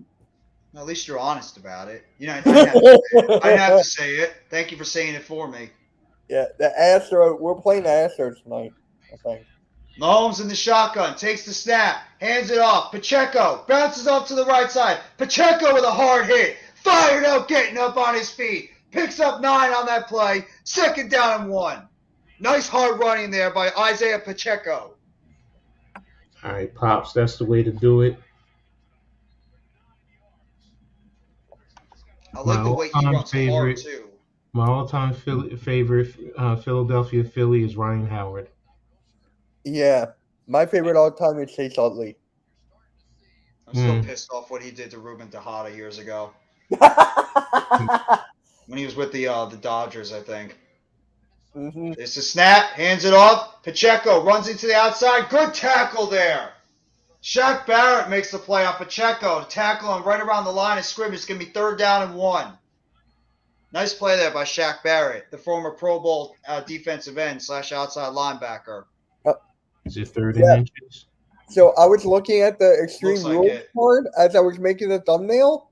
That card is good.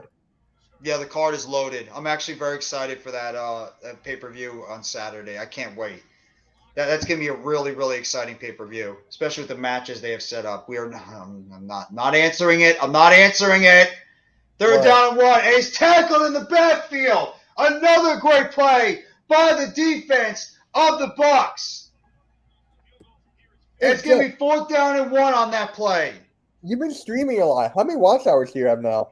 I have no idea. I don't even know how many watch hours. Maybe I'll double check in the future, but I have no idea, honestly, Mitch. Okay. We are not getting Shaq Barrett. Bro, Please, I stopped entertaining. Please stop. Let him. Bro, it gets you. You're giving him. Let's Shaq Barrett. Mahomes in the shotgun. Takes the snap. Hand throws it over to the right side. Toss play, and it's dropped. Edwards-Helaire had the opportunity to make the catch on the right side, and he drops it, and the Bucs are going to get the ball after the Chiefs turn it over on downs. A little bit high on that play, but still a play that Edwards-Helaire's got to make. Still should have caught it. No, I agree with you, Coach. That's a play that you still got to make. So how do you determine your hours, though? So you go to YouTube Studio. Okay. Hold on, let me do it myself so I know. I can't. I need to see it as I'm explaining it. So YouTube Studio. You scroll down to monetization. You click it, and it should be right there. No, I agree with you. No, That I'm one not Edwards-Helaire's eligible. got to catch. I'm not You're eligible. not for watch hours? Yeah, I only have 73 subscribers. How many do you need for watch hours? Maybe you need 100. It's You might need 100, channel I'm not sure. monetization. You said channel monetization, right? Mm-hmm. It says subscribers 1,000 required, and public hours 4,000 required. Yeah, and then it will say how many watch hours you have right there. It does. It tells me 114. So you got 114 watch hours. Oh, okay. I got you now. I got you. Coach, I was going to ask you, have you ever thought about maybe like both you and NYG maybe bouncing on each other's live streams so at least you can get a live stream on your channel? I haven't done a live stream yet. Have you thought about maybe doing a live stream, or are you just waiting until the right opportunity comes around? Well, I know with all the football, it's like, doesn't make sense for me to oversaturate it in a sense. Or I need to find something that, draws interest. That's why it's okay. I get it. I mean, look, I'm new to this. I get it. Yeah. I've only been doing this I've been doing this for 7 years, and I'm still not even. You know what, Coach? I'm still new to this too. I've only been doing this for about 6 months, so I'm not exactly Mr. Veteran here either. I'm still a rookie when it comes to this stuff. Yeah, but I'm 5 months, so I get it. I'm like, I'm still building, and hey, you guys are doing your thing, though. You guys are doing your thing. You're both are doing it. Like I said, I'm just trying to find the right niche. It's to me, it's like basic marketing. I mean, once I get it, then you go and market it. Jeff gave me a great point, and I'm starting to tag a little bit more, a lot more, not a little bit, a lot more. Even my daughter, because she does it on TikTok, so she also told me make sure you tag that, and it's like okay, so and I get it. Again, I'm old school. This is new to broaden out. Yeah. And it's. Oh shoot! Brady takes the snap. Oh, what a hit! Fumble! Brady gets absolutely destroyed on that play, and the Chiefs looks like they recovered that ball. Oh my God! Brady just got absolutely blown up on the left side. Oh, wow! Holy crap! What a hit! That was like L'Jarius Sneed made the hit. On the right side, actually. Came in an unevaded blitz. Nobody even went on his side. L'Jarius Sneed with the hit, and it looks like it was recovered by Frank Clark. Brady had no idea. No, it was Chris Jones that made the recovery.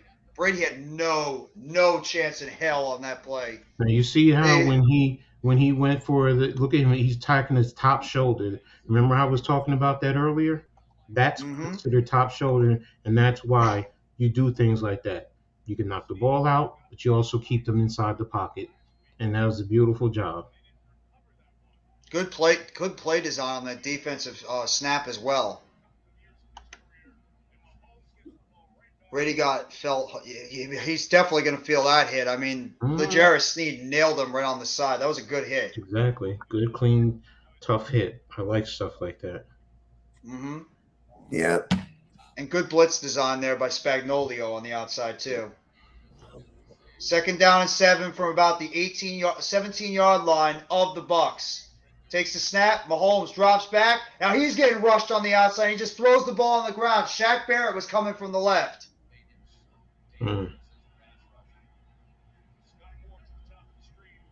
They need 7 from this. Beat Orlando Brown on the left side. Brown just completely off balance on that play. Straight speed. Yeah, he just did a good job of the speed rush on the outside, and Brown just didn't have enough time to react to it. But by the time he was getting into his footwork steady, Barrett was pretty much already behind him. Mahomes in the shotgun. Mahomes takes the snap. Drops back. Rolls to the left side. Mahomes trying to run for a first down. And Mahomes, he dives for it, but he might be. No, he got it. Right at about the goal line. Patrick Mahomes does it again. First down, Kansas City. Good play there by Patrick Mahomes.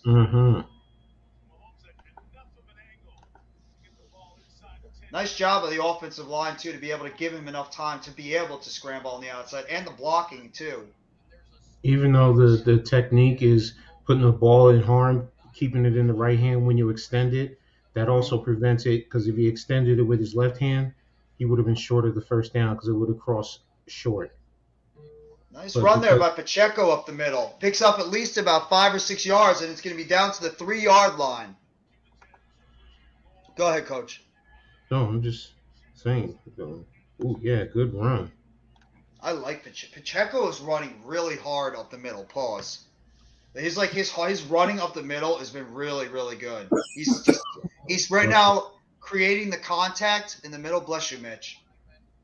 And he's creating that contact in the middle of the field, and he's not going down easily. You need that from your running back, and I appreciate that from him. Is there a timeout on the play? Yeah, looks like the Chiefs called their second timeout. 3 minutes and about 34 seconds left in the first half. The Chiefs right now are leading this game by a score of 21-10, and they're looking to try to get the ball back into the end zone again. Check on the Mets score. Mets are right now still down 4-3 as they head into the middle of the 6th inning. So the Mets right now have Mets have 9 outs to go before they have unfortunately dropped 2 games behind in the NL East. Not going to be very happy if that happens. How many games you have left? I'm already not happy about the Phillies, so you can join me. Yeah, well, we've had the divisional lead the entire season. And, Coach, I think there's about 2 or 3 games left. I think the season ends early next week because the playoffs start on Friday, I believe. So there's maybe like a game or 2 left after this, after today. The Mets lose this. I mean, they're going to have to pray that the Braves lose their next couple of games. So they're probably not winning the division. They have to win this game tonight. Mahomes in the shotgun. Fakes the handoff. Toss pass. Right there. Edwards-Helaire. And he's gonna. Is he in? No. It looks like he's going to be short by at least a yard. Patrick Mahomes with that shovel pass again. Now actually it was McKinnon that got the shovel pass. Faked the throw. Faked the throw to Macaulay Hardman and just shoveled it right to McKinnon, and he looked like he was down by at least a yard before he crossed the end zone. 3rd down and goal for the Chiefs offense. Heavy formation. Looks like 14 personnel. Takes the snap, fakes it, runs it in the end zone. Touchdown, Chiefs! Well, I picked the Chiefs to win, so I feel confident. The backup gets the tight end. That was a good play. That was a good play. That was a good play. because everyone was at ease because he's talking to the outside and you just snap it right to the inside to the up there. I like that. Hey, you got to be prepared at all times. And Patrick Mahomes sold it so well too. Exactly. I'm about to see it now. Oh wow, What a play! What that an was. excellent play! I just saw it. Wow. Mm-hmm. What an Mm-hmm. excellent play by the Kansas City Chiefs offense. And the kick is up, and it is good. And the Chiefs have now taken a 28-10 lead. I think they've scored on every single drive they've had. No, I no. believe they're Remember 4 the for fourth 4. the fourth down turnover on downs. You know what? You're right, Coach. Good point. I forgot about that. So what was so good about that play too? Not only the design, but at the point of attack, they double teamed Vita Vea and got him moved. Mm-hmm. I mean, I've never seen him get moved like that. Usually in double teams, he at least holds the point, but he got pushed back. Yeah, Mm. you never see that with Vita Vea. Vita Vea is normally the one that's doing the pushing. But when you're able to push back a guy with the strength and size of Vita Vea, you're doing an excellent job there. And the Chiefs' offensive line, they're coming together very nicely. And I would not be surprised if Creed Humphrey was the guy that pretty much made that play on that offensive line. I mean, that dude is a special center on that team. He's good. He was the number one rated center in his rookie year last year. That's how talented that guy is. That was a nice pull up. Jabari Smith with the pull up. Oh, he probably a foot outside the three. Okay.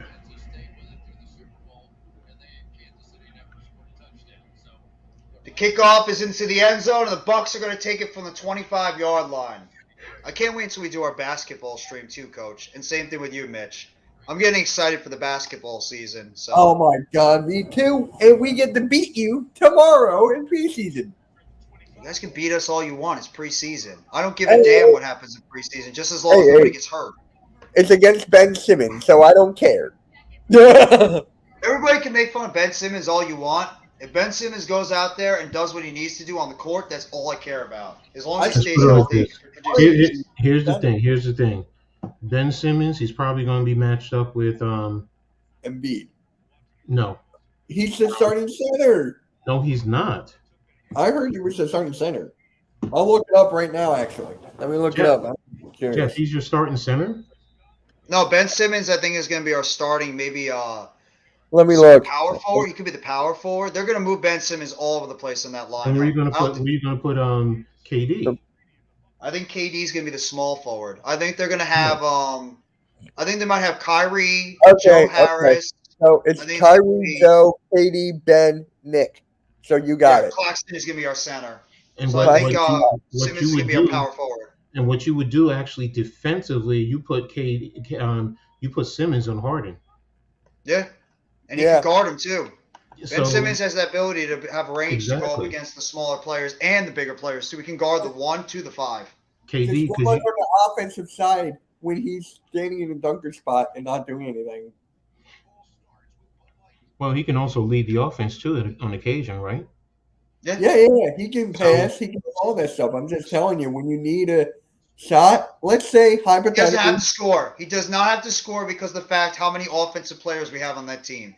Ben Simmons does not have to worry about shooting as much. He's going to have to shoot at times, but when it comes to being a primary scorer, Ben Simmons should not have to worry about it because you got Kevin Durant, you got Kyrie Irving, you got Joe Harris who can score, Seth Curry can score, you got Cam Thomas come off the bench, he can score, Patty Mills can score baskets. If TJ Yeah. Warren gets back healthy, he can score. The Nets have players on that offense can score I points. agree. But hypothetically speaking, what happens if Kyrie Irving has been like, you know what? I'm done. I'm going to leave.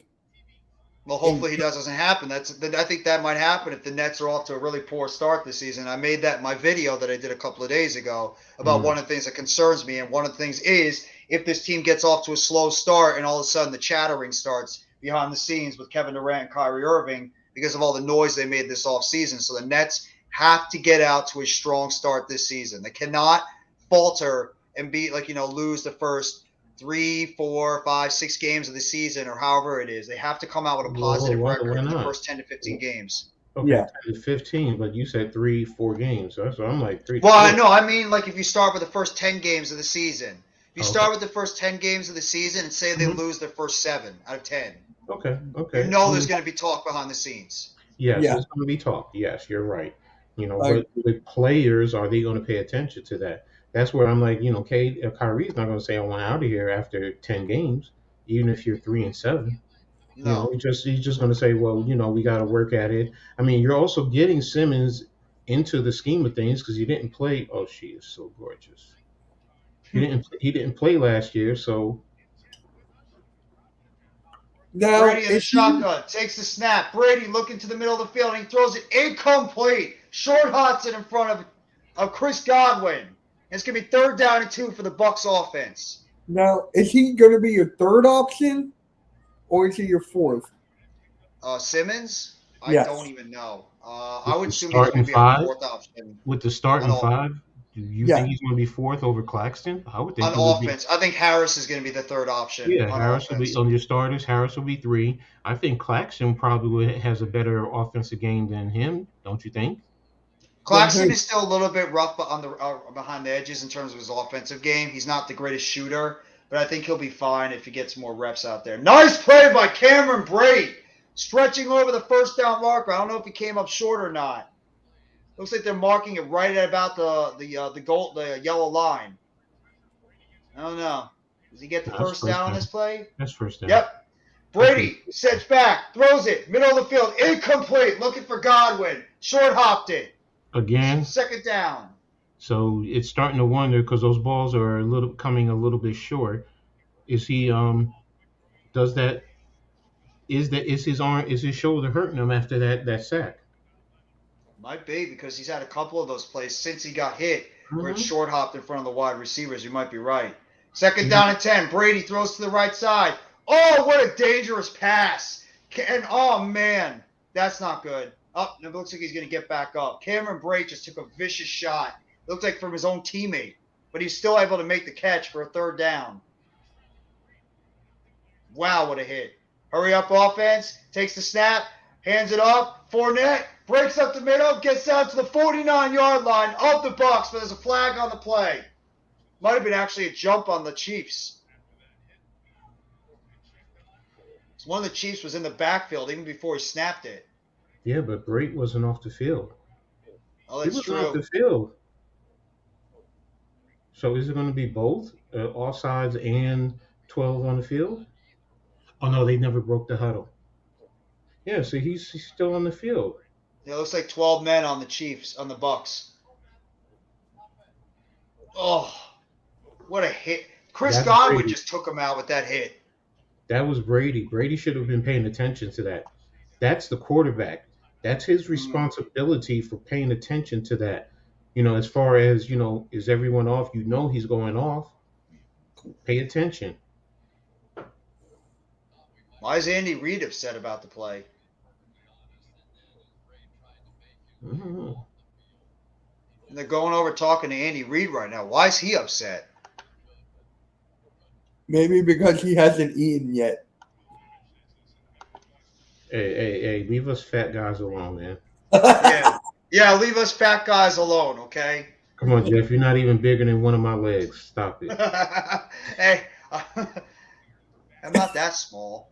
I was a lot smaller back in the day, but at least I was able to put on some weight. But Yeah, but I'm allowed to do it because he coached for the Eagles, and that's all we did, which is do burgers and stuff.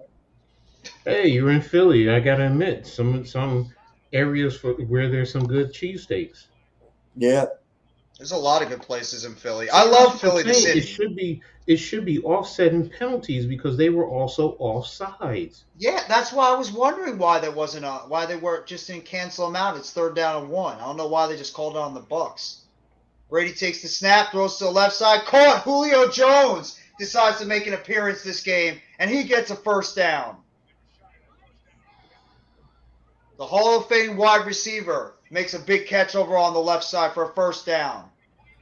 Brady in the shotgun, takes the snap, looks to the right side, throws it to the middle of the field, caught. Godwin. 1st down. getting to at least about the 39-yard line. AC, you 46 can't let them seconds left of the score. offense. You cannot let them score here because you get the ball second half. You cannot let them score because you get the ball the second half. Yeah, I agree. You got to try to stop them here because the Bucs can essentially march down that field, get a field goal or Exactly. touchdown, and cut that lead to at least 20 to 28-13, 28-17, and like you said, they get the Field ball goal, right in the second half. field goal is good. Field goal is all right. If you can hold them to a field goal and you get the ball the start of the second half and you get a touchdown that's 35-13, that's fine. I'm Mm, saying don't let them score a touchdown because it'll be 17 at halftime, 28-17. So that's a mm, bigger difference. Those 4 points are a bigger difference, and it also changes how you approach offensively, how you attack them. You know, mm. I want you to be passing a lot more, especially with Tom Brady back there. He's not mobile, so I want him in the pocket. I want him back there because, and you already got some good hits on him. So I yeah, agree with this comment by he him. I think should. Leftwich should be getting a coaching job. Absolutely. So should Bieniemy, but I heard there's a couple of reasons maybe why Bieniemy's not getting a head Some coach players don't like position. him. Some Mm, players don't like him. Shady McCoy hates him. mm. Shady McCoy hates him. So it's, I mean, but then again, some players are going to like coaches, some players are going to not. I got players that don't like me. Okay, so if I'm Can't the head, please everybody. exactly. If I'm the head coach or if I'm the OC or a DC, you're under my tutelage. Okay, you either play the way I want you to or you don't. Mm-hmm. You know, Ah, shit. The Braves are now up 5-3 in the top of the seventh. Mets have a man on first base with no outs.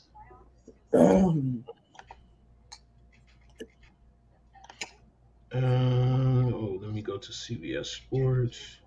Let me see AP Associated Press rankings. Okay, I got Alabama. Oh, you son of a preacher, man. Georgia should not be two. They should be three. Son of a preacher. That's a new one. That's a What? new one. No, I've never heard that one before. Son of a Oh, preacher. oh, You know, son of a trying to. preacher, man. Yeah, it's either that or when I was in college, my head coach did not curse, and he was always Jiminy Cricket, Jiminy Cricket. And it's like, okay, coach. I feel like I'm on a stream with AK and the cricket. Oh my Mm, God, mm. Jesus! Oh God, the damn See, cricket. they got Cincinnati, and I don't have Cincinnati in. I have Florida State in. Brady takes the snap, throws it to the Don't left you? side, overthrows a wide open Cameron Brate. Brady's arm is just not good right now. He's overthrowing, he's Don't you? underthrowing. Let me see. Next game's on Fox. I'm gonna be pissed. Hey, call up the NFL if this is on Fox. I'm sorry, I I can't. know. We can't help you. If they don't decide they show it on NFL Network, I'm sorry. What? There's nothing we That's can do about it. Cincinnati. What are you talking about?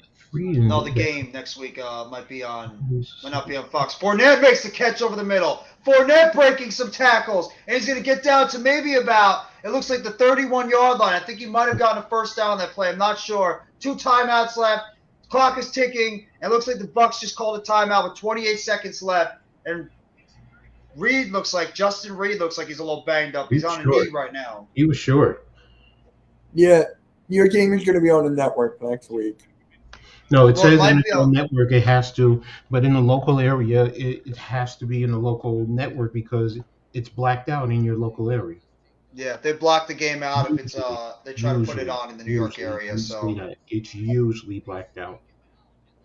I've never seen a New York Giants game or Jets game on NFL Network. Uh, the only time you might see it if it's on a Thursday. But normally they would still have it on regular television either way, whether it's Yeah, Fox, NBC, CBS, whatever it is. You'd always have it playing on the regular television. so usually, yeah, it's usually even though it'll be on NFL Network, it'll be blacked Appreciate out it. there, and we pick it up. One of the local channels, Fox, NBC, CBS, or even UPN or PIX. Hmm. That's true. They do play it on Pick sometimes on Channel 11. Mm-hmm. I didn't even think about that, Coach. All right, third down and inches right now for the Bucs offense. 28 seconds left in the first half. Brady in the shotgun. Taking a long time right now, but they're winding that play clock down. 6 seconds, 5 seconds, 4, 3. Brady takes the snap. Brady drops back. Brady throws in the middle of the field. Caught! On the right side, Mike Evans. First down, Bucs, and he runs out of bounds with 22 seconds left. Oh, Melton looked like he was trying to call for a penalty on that one, like he might have gotten held. Brady in the shotgun again. Brady takes the snap. Brady throws it to the middle of the field. Oh, looking for Brady, but there's a flag on the play. Looks like it's going to be pass interference on the Bucs. Thornhill. Brady tried that seam route in the middle of the field to his tight end Cameron Brate. It looks like Thornhill grabbed him. Yep, he did grab him. He wrapped his hands around his waist. So now you let them come down the field and pretty much gave him an opportunity right there to be able to punch it in now instead of holding him to a field goal. Now the Bucs have the opportunity to get into the end zone with 2 touchdowns left still. I've always told my DBs, sometimes you got to play it like basketball. I mean, you got to take that chance. Use your feet. Oh, what a catch! But no, they're calling it incomplete. I thought Brady had that catch over there on that jump ball. Brady tried to toss the ball in the middle of the field. Brady actually made a good attempt, but it came up a little bit short. It's going to be second down. Sorry, go ahead, Coach. Good play there by the defender.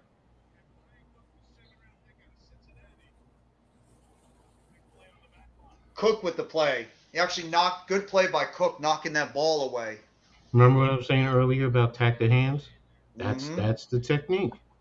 And that's exactly what he did on that play. He attacked the hands right in the middle, and he was able to knock it away. It's an excellent job by Thornhill. Brady takes the snap, lobs it to the outside. Oh, did he catch that? Touchdown, Bucs! What a catch by Mike Evans. Mike Evans with a phenomenal catch on the outside. And it's a touchdown for the Bucs. 12 plays, 75 yards, 2 minutes and 1 second on that drive, capped off by a 3-yard touchdown pass in the right corner of the end zone. Tom Brady to Mike Evans. Hall of Fame quarterback to a Hall of Fame wide receiver. What hurts that is you let them go 75 yards in 2 minutes. You didn't make them eat up more time. What a tremendous catch by Evans. And that was a great fade corner route. That's pinpoint where you put the ball to that back pylon, and only he catches it, no one else. And you know what that is too, Coach? That's a wide receiver and a quarterback that have practiced for years together, and they have their timing down on those types of plays. And that's why you're able to throw a play like that, because Mike Evans knows where to be when Tom Brady is going to throw that ball up to him. And it's because those two guys have played about 3 or 4 years together, and we're able to develop that chemistry between quarterback and wide receiver, and they have that trust with one another. So, Galway's not Mike Evans. He's not Mike Evans. I was going to ask you, how many receptions did he have? Nothing. Again, he got hurt in the game too. Oh. Yeah, he had 0 receptions. He actually did a pretty solid job run blocking. There was a couple of nice run blocks he had out there, but at the same time, like Adam was saying on the show earlier that we were doing, you're not paying a $72 million wide receiver to run block only. As good as he was out there and he did a solid job, he didn't do anything in the passing game. And then he got hurt towards the end of the I think the 3rd or 4th quarter. He has a knee injury right now, so don't know if it's the severity of it. How many players got injured for you guys? About 7 or 8, and I'm not even exaggerating. It was about 6, 7, 8 players on the Giants that got hurt. Around that. They asked Dave that today, and he said, I don't know what for, but he ran down the list, and he just said, I know who. And he went down, boom, boom, boom, boom, boom. And it was 3 injuries today. We had 3. Nice return there by Pacheco. Gets all the way up to the 42, 43-yard line. I don't even know if Pacheco was the returner on this team. Yeah, no, I knew that. Nice run.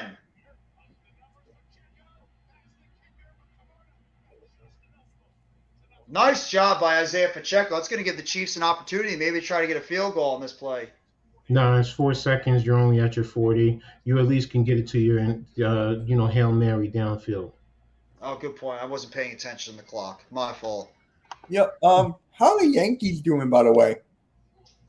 I mean, their spot is set. They're number 2 in the AL.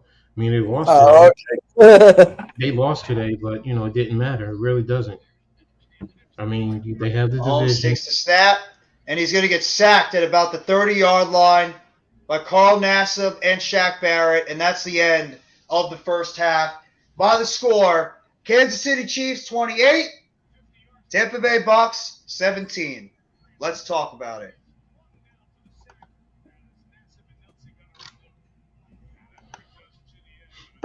All right. The best thing about this is Casey gets the ball, start the second half. So, all right, Peter Rosenberg, what are you talking about today? Oh, Peter Rosenberg is talking. Oh God. Oh, I liked him for the WWE. Yeah, I was about to say he does WWE stuff too for the pay-per-views. So you're gonna be seeing him on Saturday. Cool. Nice. Does he still do that show, Coach? Do you listen to the show with Don LaGreca and Michael Yeah. Kay when they do their show? Yeah. Is he Yeah. Rosenberg Yeah, still part of that show? Yeah. Okay, I didn't know if he was still part of that show or not. I haven't Yeah. really listened to that much because I listen to WFAN more. I mean, I listen to it. I mean, to be honest with you, Don LaGreca's birthday is the same day as mine. I'm just a year older, so it's just I just kind of listen. I really listen to it for him. Hmm. So Michael K is okay. Michael K, I get it. He's Yankee boy. I get it. I get it. I mean, I got love for him. I respect him. What he does, what he brings. But I mean, most of the times I might put it on and they start with the Yankees during football season. Who said? I think it was Mike. He said New York City is a Yankee town, and someone said no, it's a basketball town, and he said no, it's a baseball town. It's a Yankee town. I was like, okay. I'm like, both of y'all are wrong to me. It's but I guess the It's a Giants and sports Jets, town. That's what it is. professional sports town, yes. Absolutely. But if all three are on at the same time, the Yankees, the football, or the Knicks or the Nets, 99% of the people are going to be watching football first, Oh yeah. especially if it's a big game. Now, if the teams are bad, yeah, then that's a different story. But Football is always going to outdraw baseball, and basketball even at times outdraws baseball. I mean, I think New York though is one of those cities that is a very big baseball town. We've always been a big baseball Yes. town, especially this year with the Yankees and the Mets both Yes. having the opportunity to win a World Series. Yes. So it is a No, basketball town too. That is true. it But when the is. Knicks But are bad, it's not going to matter. but the thing is, you have to put it in its true context. If football, like the Jets or the Giants, and they're both winning, the Yankees are playing or the Mets are playing and they're winning, and the Knicks or the Nets are playing and they're winning, they're all playing at the same exact time. More viewership will go to the football than it will go to the basketball or the baseball. You'll also have the stadiums packed. Now, Mhm. MetLife Stadium holds what, 80,000, 77,000. Yankee Stadium holds 55, 58. I don't know what City Field holds. And then I'll, the back. I'm going to check Michigan has the biggest stadium. capacity. No, we know. I'm in terms MetLife of, Stadium, it holds 82,500 as their okay, total 82. amount. I'm going to try And the then other ones. and then the NBA, the NBA stadiums are tops 20,000. Yankee Yes, they're Stadium always, holds a capacity of 54,251. exactly. So that's what I'm saying. If you have the stadiums full and viewership all at the same time, the eyes go to football first. Yeah. That's why the NFL is number one in all sports. It is. Yeah. And then Basketball second. City Field's capacity 41,922. So Yankee Stadium actually holds at least about 13,000 more 2,000 more, people yeah. than the Met Stadium does. I'll try an NBA one. I'll start with the Barclays Center. I think the Barclay is about 20,000. If I'm not mistaken, the MSG is like around 19,000. Just checking right now. Yeah, Barclays. But yeah, the Knicks are always sold out. I know that. Capacity. And most people go to MSG because it's also the stadium. They want to go into the stadium. They want to check it out because it's Well, held so many events, not just basketball. I mean, you know, boxing, wrestling, circus, concert. 19,000 for the Barclays Center. I was in Madison Square Garden for Raw years ago, and Saturday night's main event. Madison Square Mm-hmm. Garden capacity. Madison Square Garden capacity is 20,789. Oh, okay. It's more than I thought. Okay. But see, if you take those numbers and then how many people are watching all at the same time, that's why they always go into what are the ratings? What are the ratings? And that's really what it boils down to. I mean, think about it. The Super Bowl is the highest rated sports that is ever watched. Why? Absolutely. Because people want to watch football. And don't forget, with baseball and basketball, you have more games, which is why most people are, I can always see another one later. Football, 17 games in a season, then it's done. So it's really, it's must see TV. So, Prudential and Center is going to be 19,500, the one in Newark for the Devils. Look up Wells Fargo Center. Wells Fargo. Yeah. Nobody's throwing shade at the Knicks. The Knicks are throwing shade right now at their own team.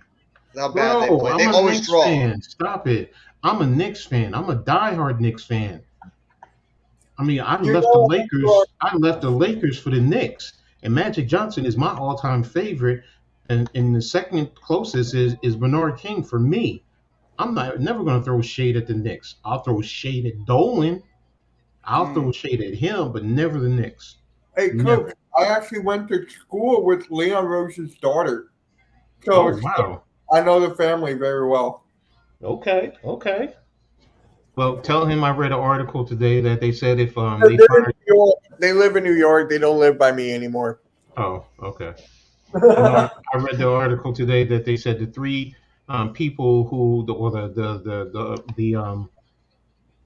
journalist, he said the three people he wants to see coach the Knicks if Tibbs is fired is Dice Imada, Kenny Atkinson, and Becky Hammond. I like Kenny Atkinson. Atkinson would be a great coach for the Knicks because he's a guy that's good at developing young players, and that's exactly what he did for the Nets. He developed a lot of those young players that the Nets used to trade away for some assets they got to get a James Harden. That's what Kenny Atkinson is good at. You look at players like Jared Allen, Karis LeVert, Joe Harris, Spencer Dinwiddie, D'Angelo Russell, who was a mess over there in L.A. when he started his career, comes to the Nets and becomes a pretty solid player for that team. So Kenny Atkinson, if you have young players that you want to try to get developed, Kenny Atkinson is that perfect type of coach. Like NYG says, switch those coaches.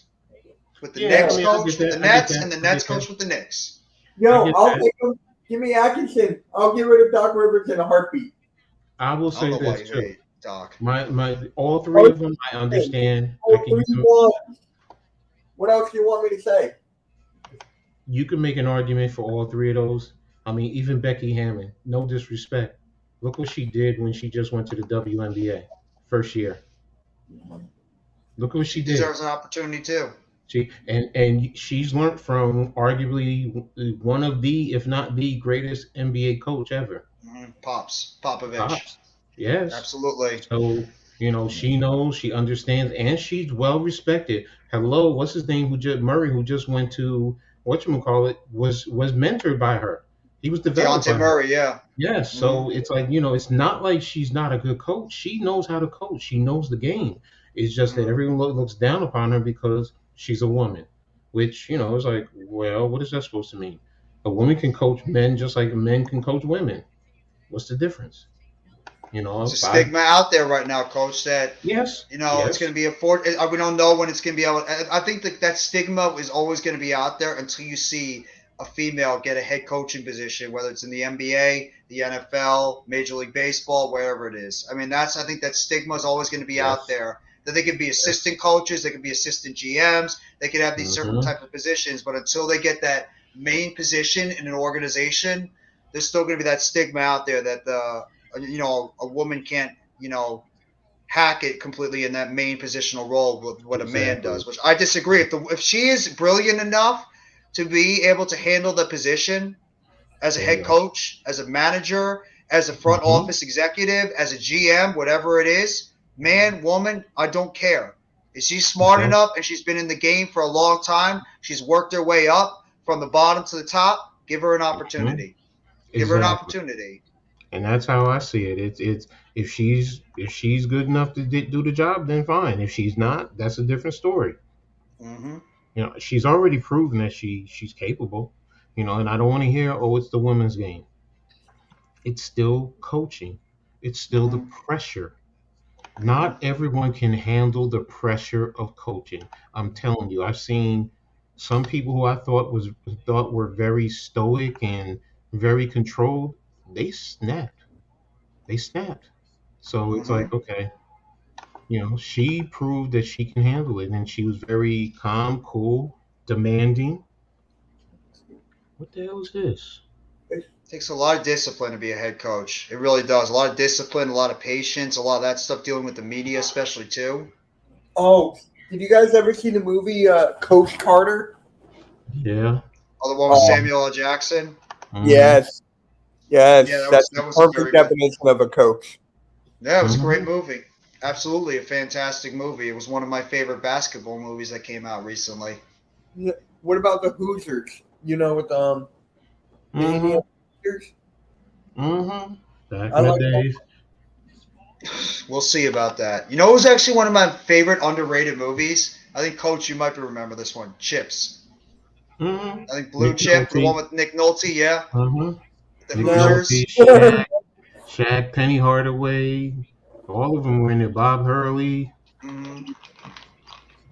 I love when he gets So, pissed off and he just takes the basketball and he punts it in the middle of the mm-hmm. game. That's giving you the feel of what's his name, Oh, Bobby really? Knight. Hey Earl, Absolutely.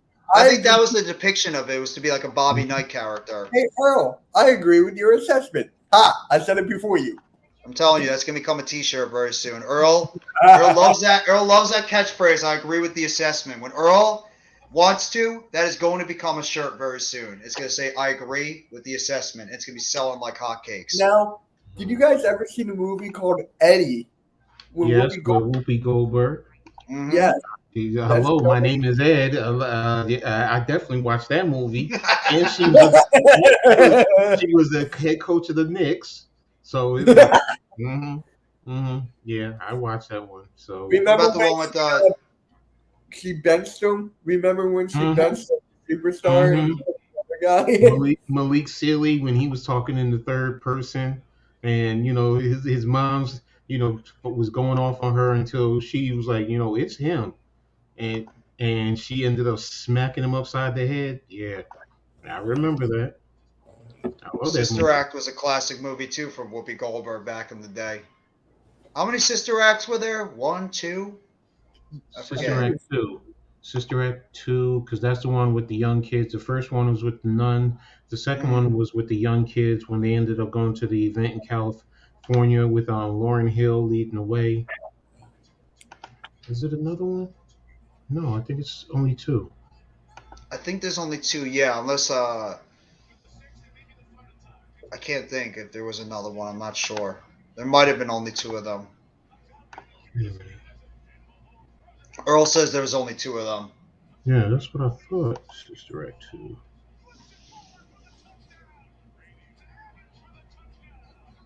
Here we go. We're just about to start the third quarter. Most points in the first half of any game this season, 45. 105 yards rushing for the Chiefs offense, third most in the first half of Patrick Mahomes' start. Tom Brady, 7 wins, went down by 17 plus points regular season and postseason.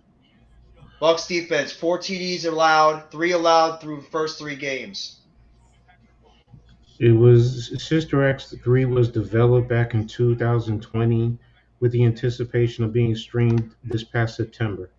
Matter of fact, September 22nd, but it hasn't come out, so it's only Sister Act 2. Remember all the rumors too they were talking about of a Beverly Hills Cop 4? Like it's been rumored for a long time that they're thinking about doing that. It's just I don't know if Yeah, they could get the cast together, the screen together, and all that. The yeah. I third one mean, wasn't bad though, too. yeah. Some movies are It, just you need to leave them alone. One, two tops thank is you, good. You Coach. know, I'm glad you said that. It's What? true. You need some movie series. You need to just leave them alone and let them be. You can't just keep making more and more of it. If it's just not going to draw them out of money, it's going to like you sort of soil the legacy that they had. Are you talking about Fast and Furious? Oh, clearly that series should have ended after the seventh one, and I'm no, not afraid to say that. Rambo. Rambo is a classic one. I mean, Hmm. you can debate four. Most people don't like three. I mean, to me that was pretty cool, especially when the interview. What do you anticipate? Pain. That to me is the best line. That with Mr. T. But one and two were the best. I have to admit. And number four, with facing the Russian, I get it. Good class. Nice throw. Mets have been officially swept by Atlanta. No, the game's not over yet. There's still two more innings to Oh, go. he said. Yeah, I was just reading what he said, so I didn't know. No, Earl, there's still two more innings left in the game. They have the top of the eighth and the top of the ninth. Mahomes hands it off. Edward Solaire up the middle of the field. He's going to pick up at least about 5 or 6 yards on that play. It's going to be second down. I still got about 6 more outs, Earl. The game's not over yet. They just need to pick up some runs here. Oh wow, Steve Urkel. And here she goes again. Mahomes in the shotgun. 3 wide receivers up top, 1 down below. Edward Solaire flanks him to the left. Takes the snap. Hands it off. First down. Edward Solaire at about the 49.5 yard line on the Chiefs, on the Bucs side. First down for the Kansas City Chiefs. Good pickup. Ooh, so who's that? Oh, okay. He's all right.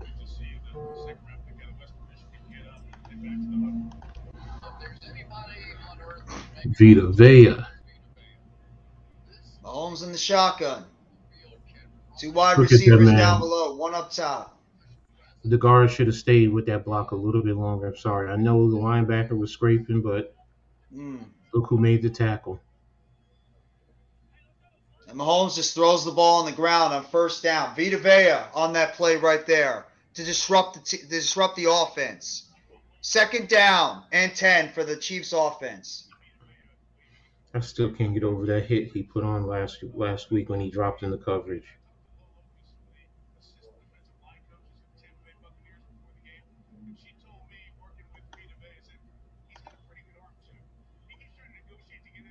That's what I'm talking about. See, you need Lord. What's up, What up, boy? Randy? How you doing, bro? And Mahomes just overthrows his wide open receiver Juju after he got hit on the outside. What's everyone's favorite wrestling move? Probably the stunner. I just like it simple. Probably the Stone Cold Stunner. How about As stupid as it is, the stunner. suplex off the top belt or launching yourself off the top of the cage down onto a. I haven't seen one of those in years, though. I'm not gonna lie. A steel cage match? Yeah, I haven't watched wrestling in years. I'm just saying, what's his name? Damn, what's his name? Mahomes drops it off. Third down and 10. Big pickup there by Juju. And Juju's going to get all the way down to the 30-yard line for about a 20-yard pickup. First down and 10 for the Chiefs. Pedigree's a good one. You were talking about, I think, the superplex before off the top rope. Yeah, no, I'm trying to. Like, I used to like Kamala, the Ugandan giant. That's how you know how old I am. Kamala was good back in his day. Yeah, so, but Randy Superfly Snooker will always be my favorite. Oh, Always. when he did the jump off the top of the steel cage. Yes. And then, Absolutely. it's, I mean, I get it, there's others, but for me, that was it. Him and Andre the Giant. Andre the Giant coming in and he just steps over the top rope. it's not going through it. It just steps over it. Or when Hulk Hogan got him in that big body Mm-hmm. slam, I believe at WrestleMania 3, when he picked him up and was able to body slam him in the middle of the ring, and the crowd just went nuts after The that one. whole stadium the whole arena just shook like. That's the one thing that you get at a wrestling event that you sometimes don't get at sporting events. Wrestling events are just different when it comes to the crowds, especially when it's like a big moment. Pacheco picks up at least about 3 or 4 yards on that play, and it's going to be 3rd down and about 6. No wonder that's what's missing with me. Now, the wrestling event this weekend is going to be excellent. I cannot wait. I'm excited. There's going to be a fight pit match. There's going to be an I Quit match. There's going to be an Extreme Rules match.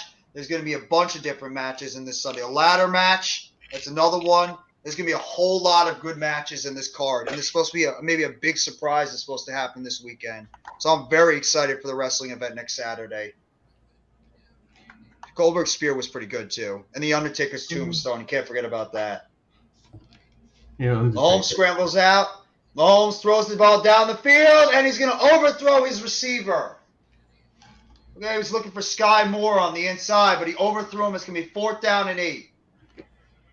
The Chiefs look like they're about to kick a field goal. Who is this guy? Who? Oh, you mean Pacheco? Isaiah Pacheco, the former Rutgers Scarlet Knight running back? It's Isaiah Pacheco, almighty. Mm-hmm.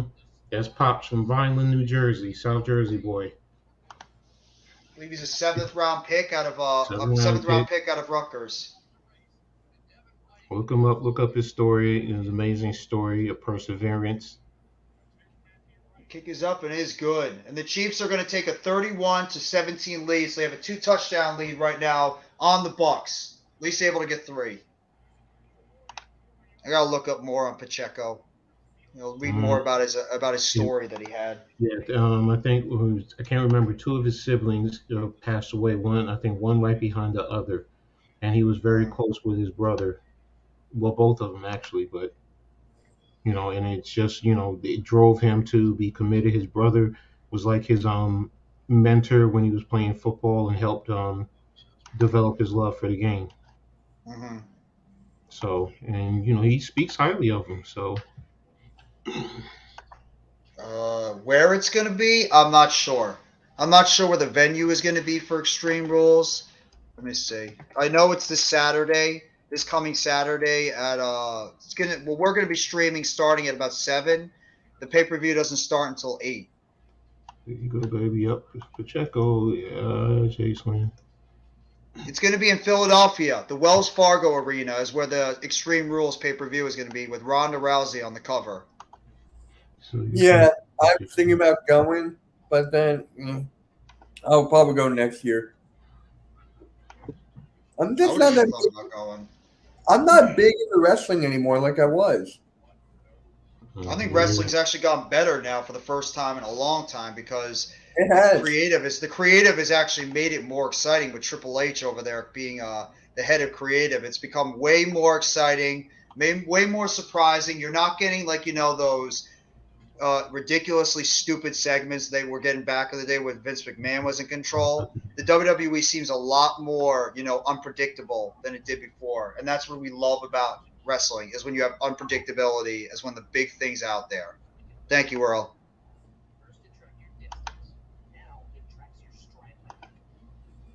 Huh? Oh, shit. What? No, the Mets just ground into a double play, so they have 3 outs left before they get freaking swept. WrestleMania is going to be at the link in 2024. Yup. What happened, Coach? I'm checking something. Wisconsin fired Paul Chryst today. Wow. Head coach of Wisconsin. Just because they started 2-3, the man wins. Okay, I'll worry about that later. So I got another story to work on. I know Scott Frost got fired from Nebraska, but that team has been horrible for a very long time. Yeah, that makes sense. Wisconsin, okay, they're having a down year, but they have talent. it was a tough year, but they're still 2-3. That's a reactionary fire if I've ever seen one. That is a reactionary fire from the organization to fire him. I don't. That makes no sense. I don't get Exactly. it. Unless there was problems within the locker room, which is I mean, possible. again, I don't know. It's just I'm on Twitter. I happen to see somebody say something about it, and I'm like, what? It's a possibility he has a high ankle sprain. We'll have to see how the diagnosis is tomorrow or Tuesday. Tom Brady in the shotgun, 25-yard line. Brady steps back, takes the snap. Brady will lose the rush. Brady throws the ball down the field, and it's going to be incomplete. Looking on the outside for Julio Jones. Brady actually somehow was able to get out of the rush, throws it downfield, but he was a little bit away from Julio Jones. 2nd down and 10. That's awesome, brother. You're going to be able. Earl is one of those guys that he's been able to go to so many wrestling events over the years. I give him so many kudos. Earl's been at like a lot of WrestleManias. He's been at a lot of Monday Night Raws, Friday Night SmackDowns, as well as AEW events. He's been to them all. When you talk about wrestling, Earl's been there all over the place. There's a big catch over the middle, and Godwin is going to power his way. Maybe he crossed the 1st down line. Not sure if he got it. They're giving him the 1st down at the 35-yard line. Chris Godwin with the catch over the middle. 1st down, Bucs. Well, Melvin Gordon had 4 fumbles total. Well, Melvin Gordon better stop fumbling because he's most likely going to be the lead back now with Javonte Williams hurt. Brady takes the snap. Brady gets hit on the play and short hops right in front of the backup tight end. And Brady gets up a little gingerly. Hit there by Chris Jones. You fire a man who has a 67-26 record. Okay. Hey. Damn, baby girl. You went to that's right. Yeah, he went to it twice. That's true. Earl's Mr. Wrestling when it comes to this stuff. He's been there at a lot of these events when it comes to WrestleMania. Brady takes the snap on the outside. And what a catch by Russell Gage. Getting in front of the quarterback to make the catch there. Short yardage game, but nice play when that looked like it was an off-balance throw. Behind him, too. And he was still able – no, actually, he dropped it. I take that back. He dropped it. I thought he made the catch there. So, Jeff, can you watch the next game, or you still can't figure that out? I still can't figure it out yet. It's going to take me a little while to see if I can get that going. Otherwise, I would definitely stream some lot from Nets games.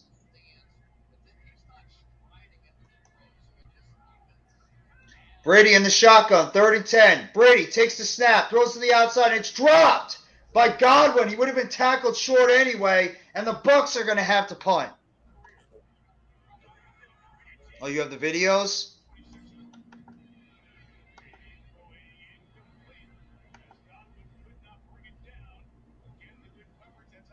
Bottom of the 8th right now in Atlanta. The Braves are holding on to a 5-3 lead.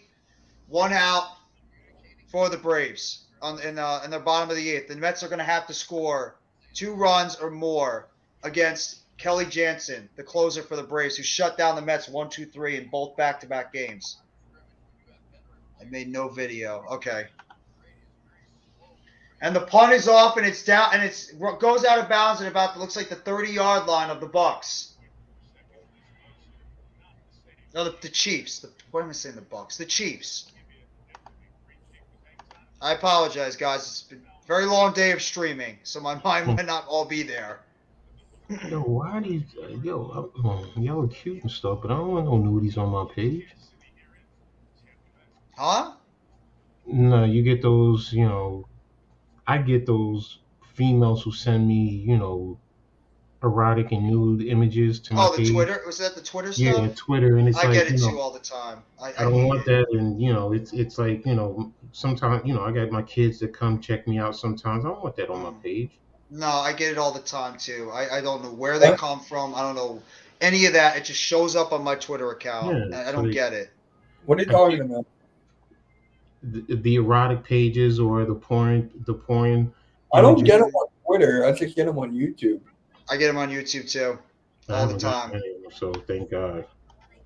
I think it's because the amount, once your channel gets bigger, that's when you're going to start seeing these porn, like these types of things are going to show up in your YouTube. I get it all the time, and I'm so sick of it. I block them all the time. I try to get rid of them. Whenever they say something, I'm like, no, go away, or I just don't answer. It's annoying as hell.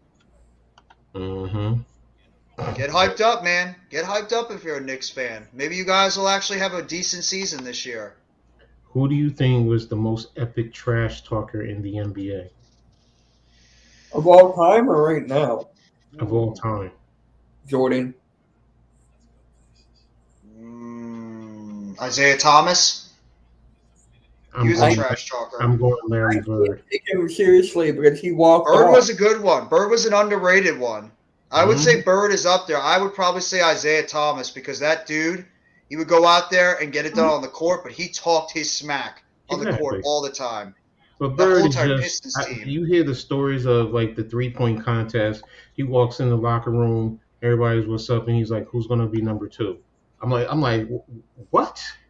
You know, you walk to the locker room, or he's going up against somebody, where do you want me to shoot it from, right here or right here? And then, he's like, well, I'll shoot it from right here. Shoots it, looks right at the guy, and the ball goes in the hole, and he's not even looking at it. And it's like, oh my gosh, that's classic. But yeah, Jordan is one of those two. The whole, I would say Rodman is another one that's not afraid to trash talk. I never thought about that. Scottie Pippen? I don't know if Scottie Pippen was more of a trash talker. If you saw the series that they did with the Bulls, he wasn't really. He was a guy that needed the motivation and like that spark from somebody like Michael Jordan. I remember like Pippen was more of a quieter guy when it came to that kind of stuff. Jordan really ignited his passion and like ignited that fire inside of him. It really made Pippen one of those better players. Forgot about somebody. Who's that? Kobe. True. Kobe would talk his smack too. Yeah. Kobe would. Ewing wasn't that big of a trash talker. He was more quiet. Yeah, he would do it with his face. Yeah, That's the point. you catch him. You would catch Oakley talking more trash than you. Or Anthony Mason. Now Mace didn't talk a lot of trash. He just gave you that look, that scowl. Or if you really got him pissed off, then he's going to, come at you. But he was quiet. But it was usually Oakley. Shaq is one. Or Starks. Starks was definitely the trash talker of the Knicks. The Knicks 90s team was crazy. Pacheco runs to the outside, and he's going to get knocked down. No, he takes a couple more hits. He's going to hit it about the 49-yard line. Nice play there by Isaiah Pacheco.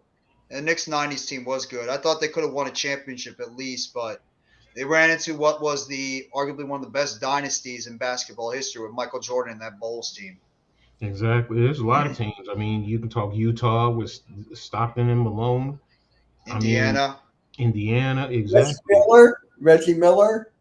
Oh yeah, Reggie Miller was definitely a trash talker. Reggie Miller would. Mark Jackson was another one. He wouldn't shut that up. Yeah. There was a lot of talkers back in the 90s. Nice toss play there. Caught. Valdez-Scantling gets all the way down to about the 25-yard line. Mahomes flicks it to the right side, and Valdez-Scantling picks up a big play in front of Carlton Davis. First down. There is one that did it in college, but not in the NBA as much, and I hate this guy so fucking much.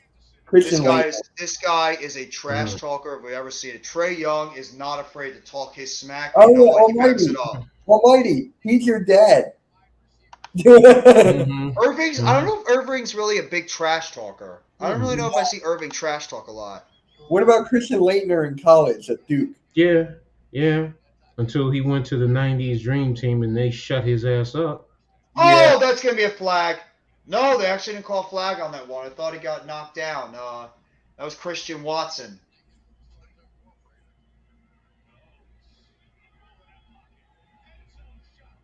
That's not? I thought that was a flag. I thought that was a flag on that play. I don't know how that wasn't a flag. I don't know too. But maybe it's because, oh my God, Hardman was wide open on the right side. Wide open in the right side, but Mahomes already saw his guy to the left. I got one. I'm not surprised you hate Trae Young. No, I got one. Joel Embiid. Oh my God, that guy's the epitome of a shit talker. All that guy does is talk trash, but he can back it up. Joel Embiid. I can't wait to I see will him say tomorrow. this about Trey Young. If Trey Young played in the 90s or early 2000s, He'll get eaten alive. he wouldn't last. He would not No, last. no, I he'd get mean, destroyed. he his light ass would have been eaten up. Mm-hmm. Now, Jeff, you said Isaiah Thomas of the Detroit Pistons. I Yes. have to say no to that because everyone walked off. They walked back into the locker room before the game was over.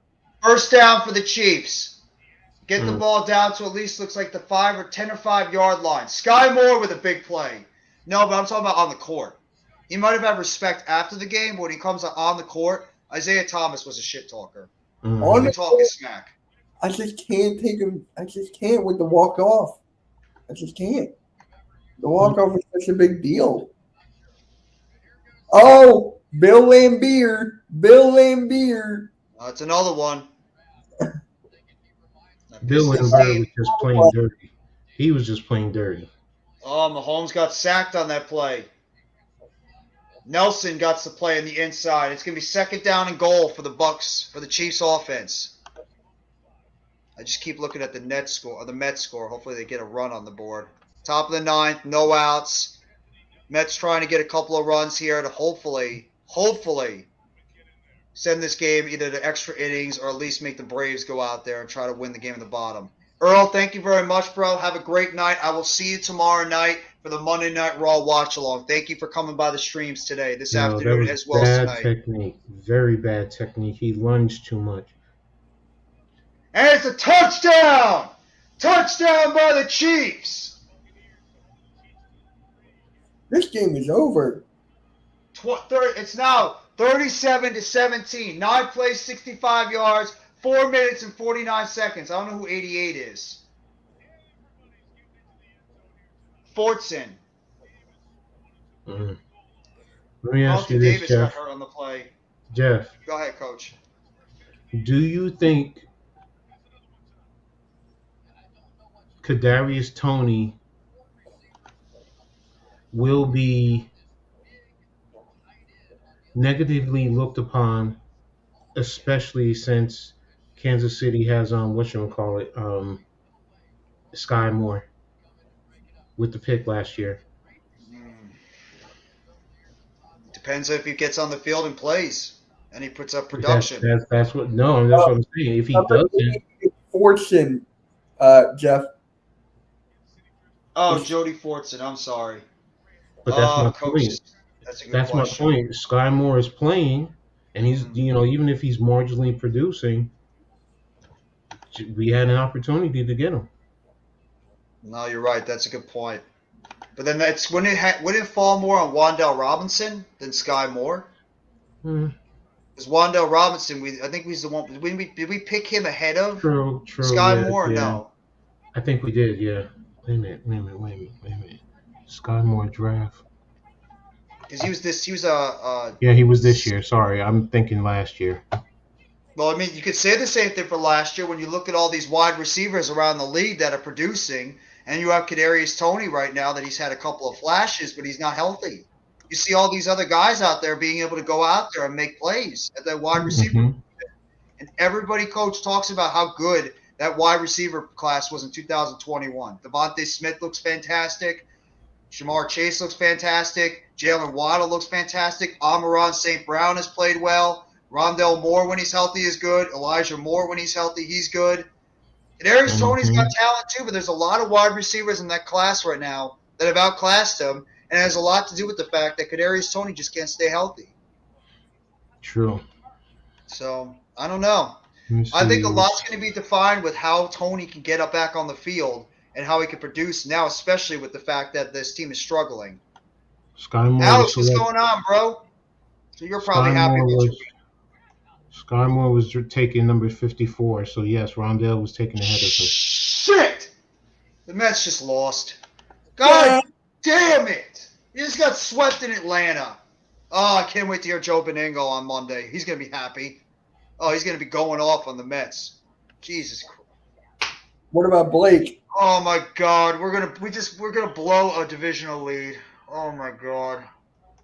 Oh, I just got a headache now from this. I mean,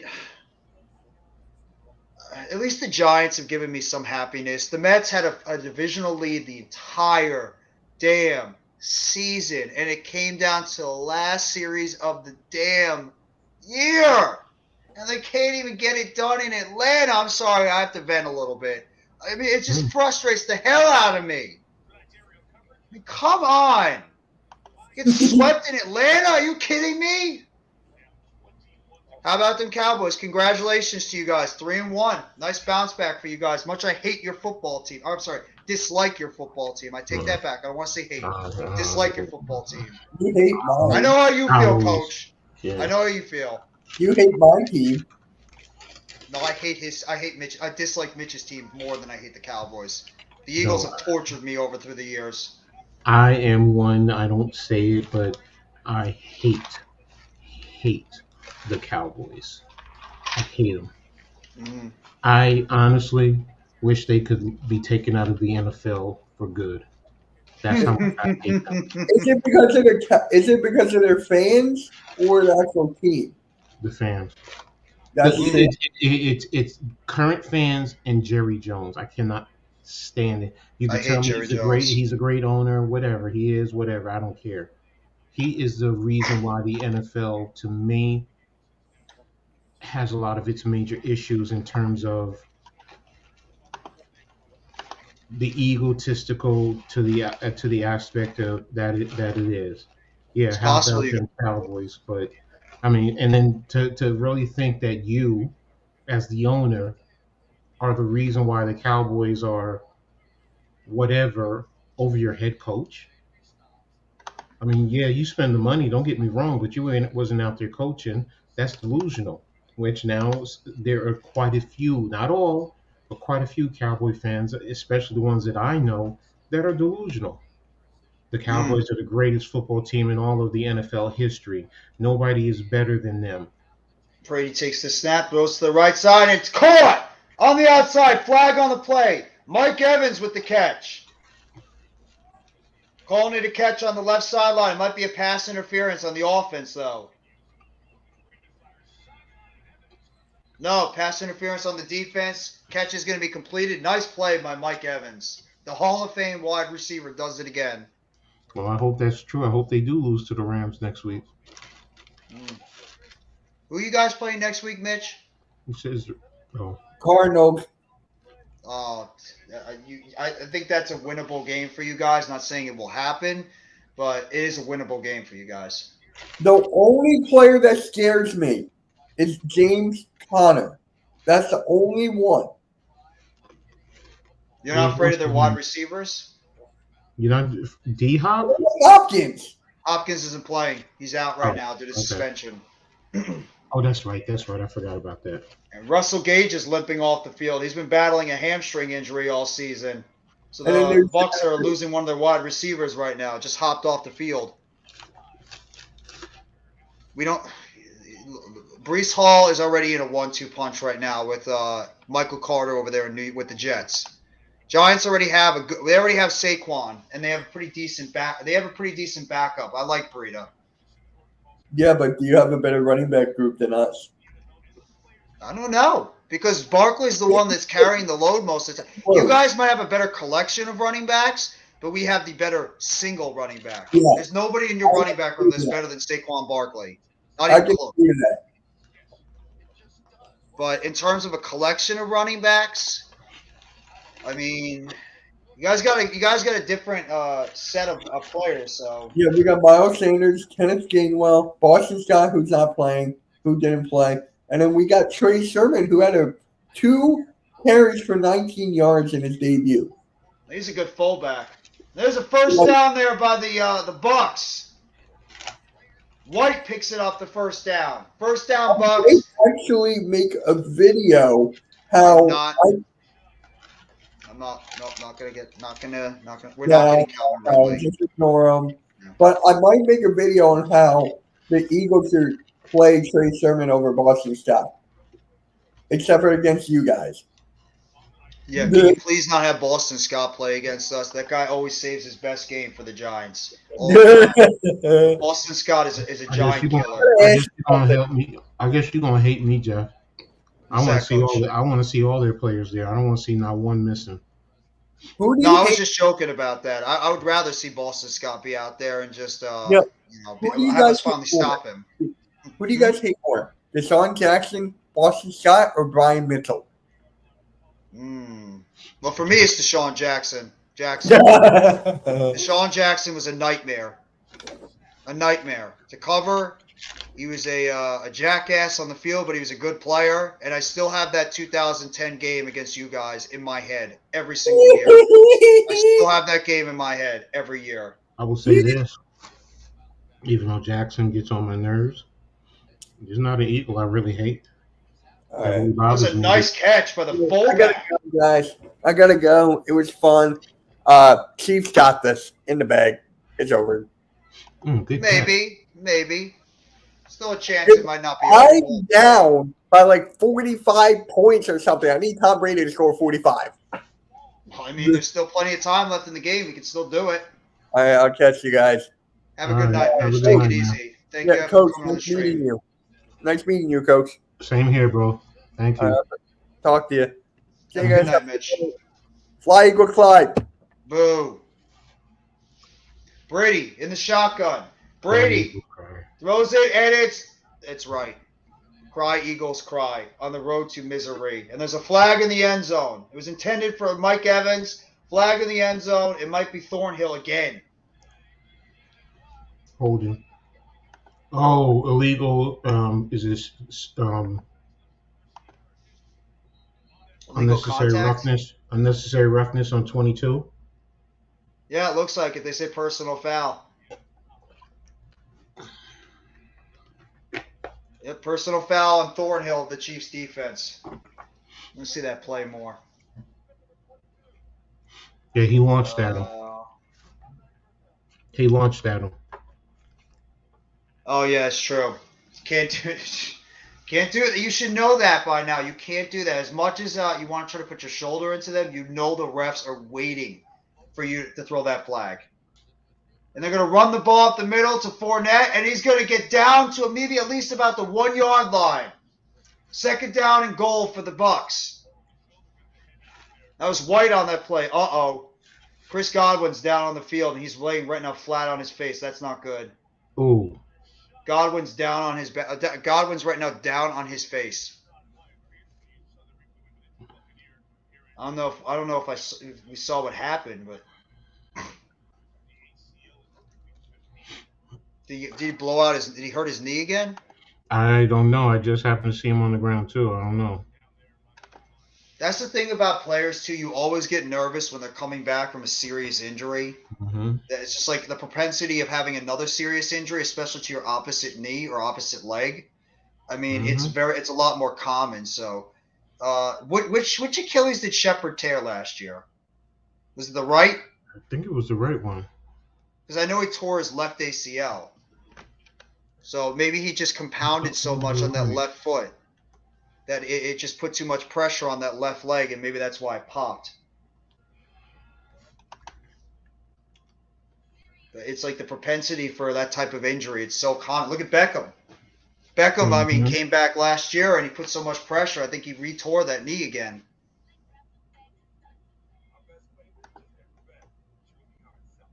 Let's see. Shepard.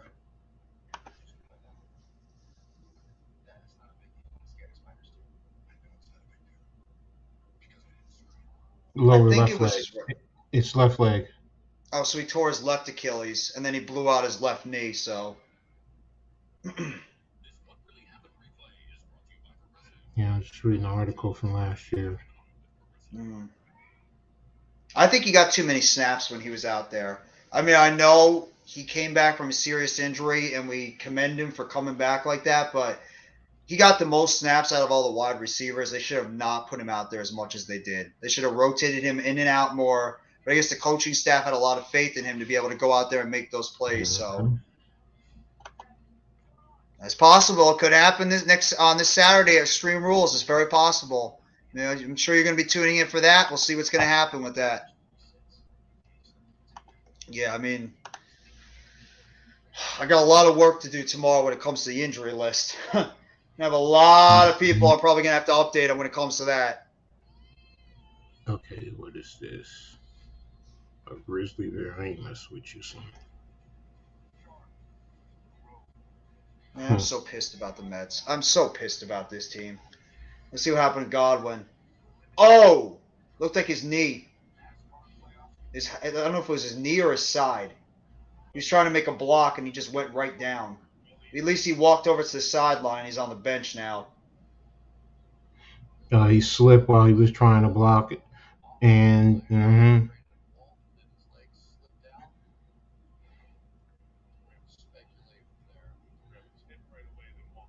yeah, he grabbed his hip, so it's probably with the slip.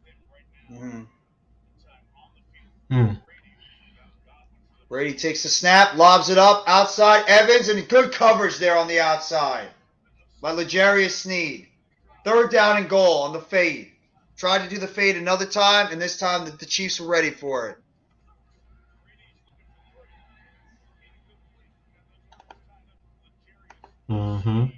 Good coverage. Good coverage on the outside by L'Jarius Sneed on Mike Evans.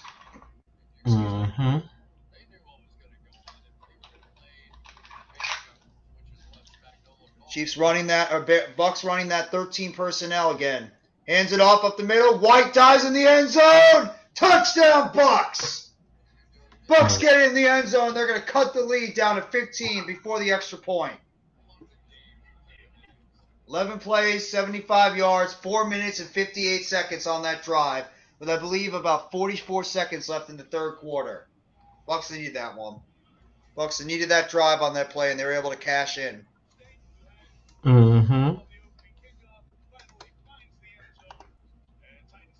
But now it's does KC take their time going down the field, because they're controlling this game offensively, so they can pretty much do whatever they want to do, or they feel like they can probably do. Ooh, that was a good read to get away from the linebacker filling the hole, because the linebacker was going to get him. The problem is right now that Bucs defense, I mean, they just can't stop this Chiefs offense. The Chiefs offense has been running up and down the field, and they, unlike what the Bears did against us earlier, the Chiefs are going down there and they're punching it in the end zone. They're not settling for field goals. I mean, I believe they scored on 5, or I believe they scored on 6 of their 7 drives so far this game. 5 touchdowns and a field goal.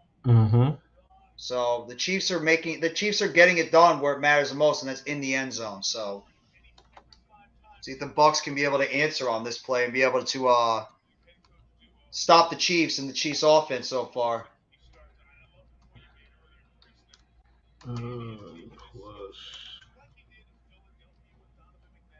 Feels like Andy Reid's been coaching the NFL forever. Yeah, he has been, really, when you think about it. I mean, he's been in the NFL probably 40 years.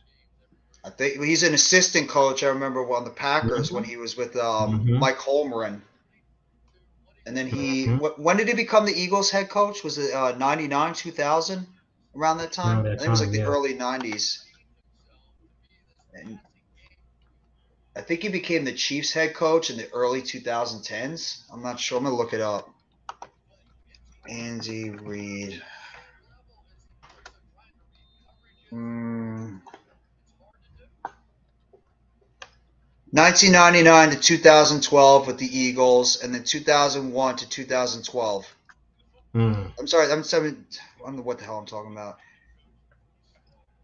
Philadelphia Eagles from 1999 to 2012, and simultaneously. I'm confusing myself. Chiefs head coach 2013 to present. Okay. So he was the head coach of the Eagles for about 13, 14 seasons, and then he's been a head coach of the Chiefs for almost a decade. Patrick Mahomes 52-14 in the regular season. Jesus. Oh Oh, my God. Mahomes takes the snap, hands it off in the middle of the field, and there's Clyde Edwards-Helaire is going to get down to at least about the 45-yard line. Clock continues to tick down. So we're just about to get towards the end of the third quarter. And the Bucs right now are trailing the Kansas City Chiefs 38-24. 2-touchdown lead for the Chiefs right now.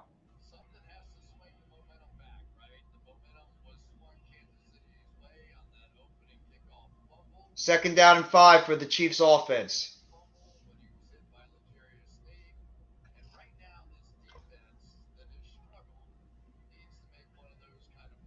Let me see. Finish the latest sign is And that's the end of the third quarter. As the Bucs right now are trailing by 14 points. Mm-hmm. Is Antoine Winfield injured? I don't believe so. I didn't hear anything about him getting hurt. I mean, I could double check on Roto World, see if he got hurt.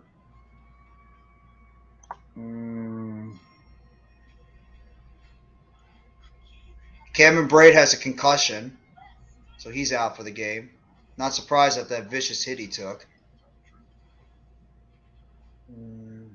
Let's see anybody else.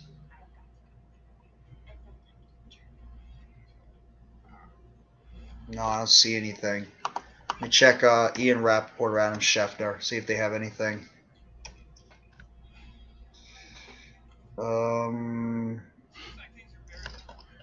No, the only thing he says is that Cameron Braid has been ruled out due to a concussion. Let me try Ian Rappaport.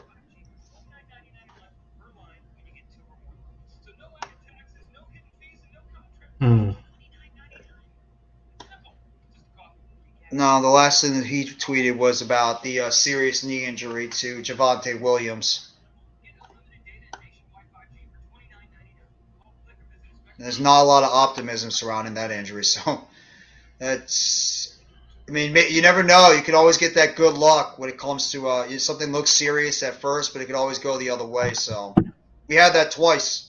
We thought the worst when Kayvon Thibodeau went down in the preseason. We thought he was done after when he got hit in the knee. And same thing with Leonard Williams. I know every Giants fan, when he saw him on that ground with our luck, we probably thought he tore his ACL and he was done for the season. So we got lucky in those counts, but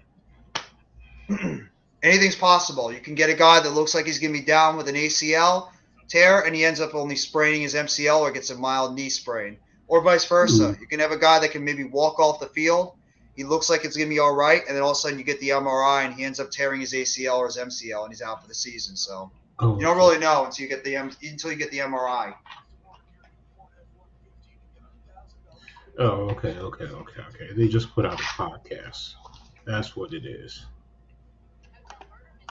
Let me see any Giants updates. I'm gonna be looking at Giants Twitter a lot. See the injury updates.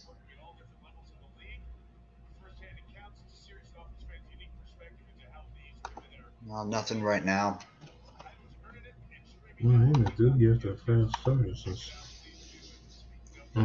Chiefs take the snap. Mahomes throws to the inside. Caught. Kelsey. First down at the 49.5-yard line. They could. I mean, you guys have a decent defense. You guys have a very good defense. We'll say that. The Cowboys have a good defense. It's just, I mean, is your offense going to be able to match? That's the thing.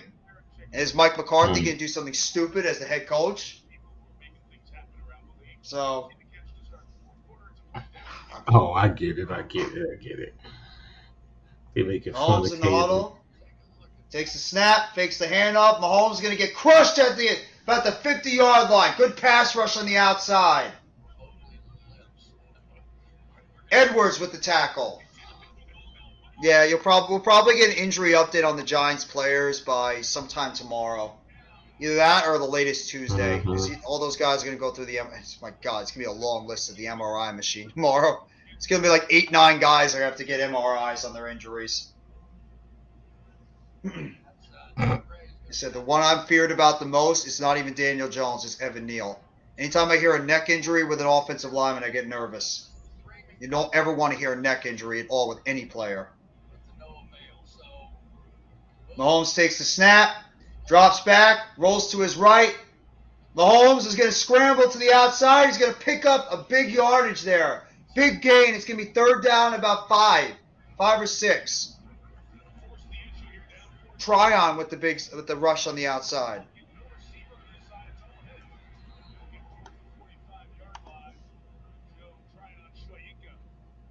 I like Todd Bowles as a head coach. I think he just gets a bad rap because of what happened over there in New Barkley. York What with the the hell, Jets. Dan?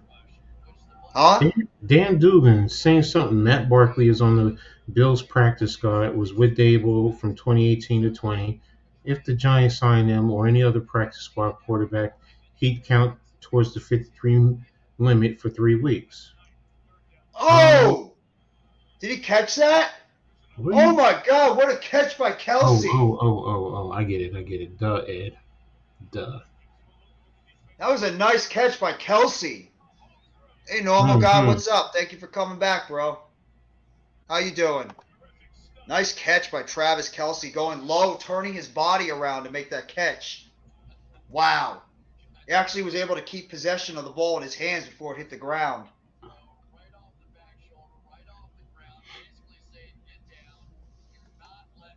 Nine receptions, 92 yards, and a touchdown for Kelsey. Run up the middle, Pacheco. Pacheco breaking a couple of tackles, going to get down to at least about the 16-yard line. Clock continues to tick. About 12 minutes and 37 seconds left in the game. Travis Kelsey's unbelievable. Elite tight end. Hall of Famer, too.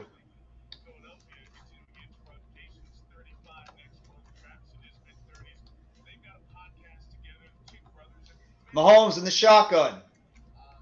2 wide receivers up top, 1 below. Pacheco in the backfield.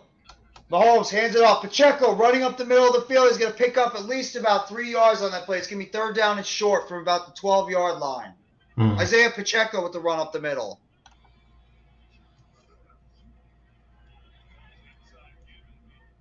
Yeah, 3 yards short. No, 2 yards short.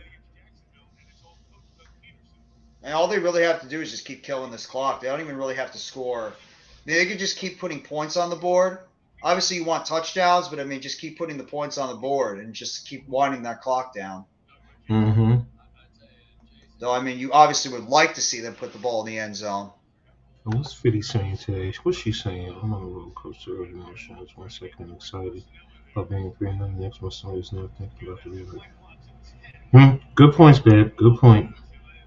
She's so right about that. What happened? Fitty Smalls. She says, I'm on a roller coaster of emotions. 1 second, I'm excited about being 3-1.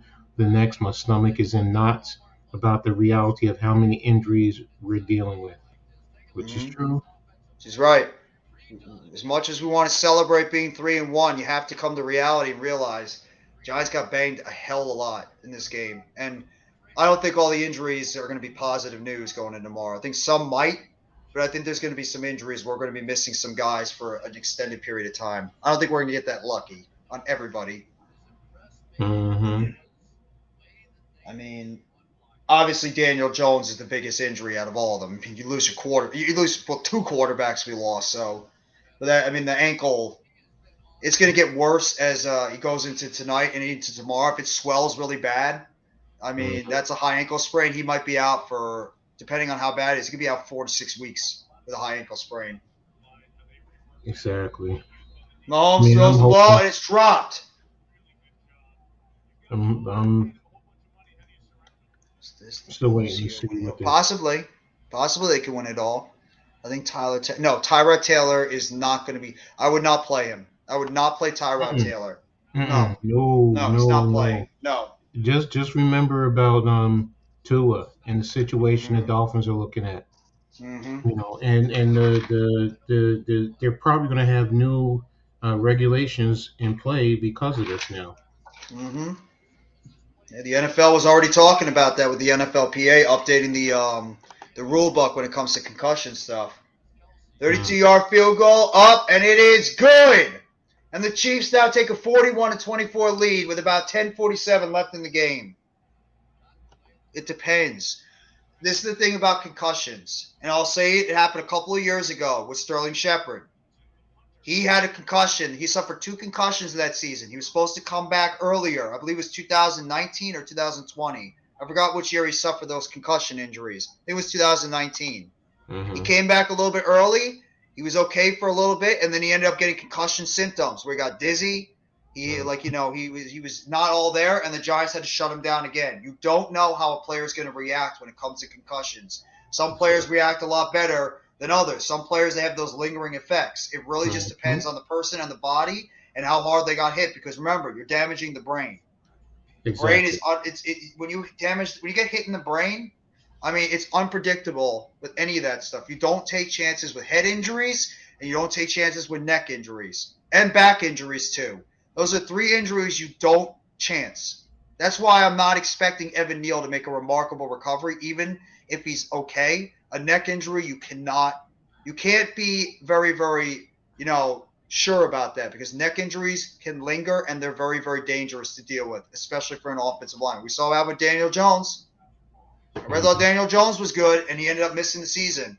So we'll have to wait and see what happens with Evan Neal. But that injury, like I said, scares me the most.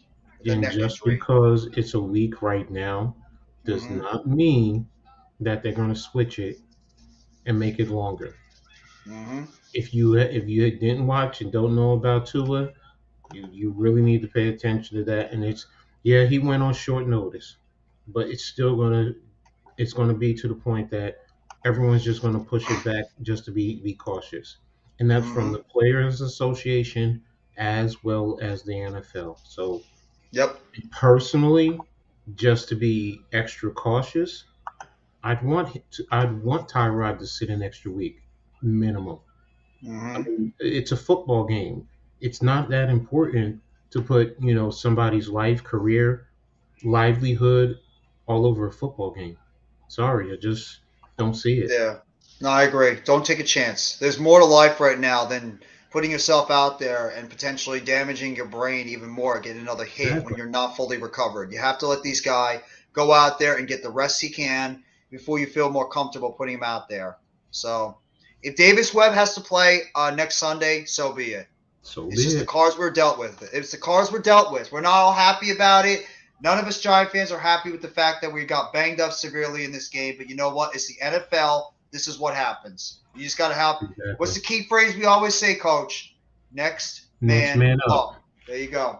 Next man up. Got to come over here and you got to try to get these guys to come in and contribute. Period. Basically, that's it. Oh, they have an And update right now on Godwin.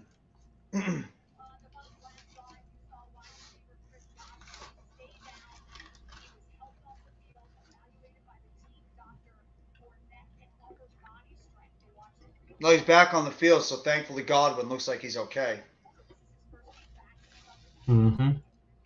Brady takes the snap, throws to the side. Godwin makes the catch, and Godwin's going to get down to the 31-yard line. Short pass there to Chris Godwin.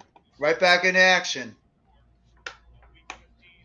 It could be a good game. I mean, Ravens are going to be ticked off too after losing that game this past Sunday against the Bills. They're going to be fired up, and the Bengals look like they're starting to get their groove back on offense. exactly. Brady takes the snap, looks to the right side, throws it, catch. Caught on the outside. Looks like Cade Otton makes the play. There's a flag on the play, though.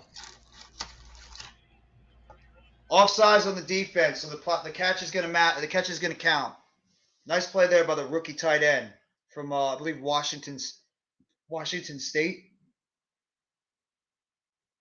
Yep, Frank Clark stepped offsides. Okay. Brady in the shotgun takes the snap. Brady rolls to the right side, throws it. Fournette, catch. He's going to pick up a couple of yards there on that play. Second down.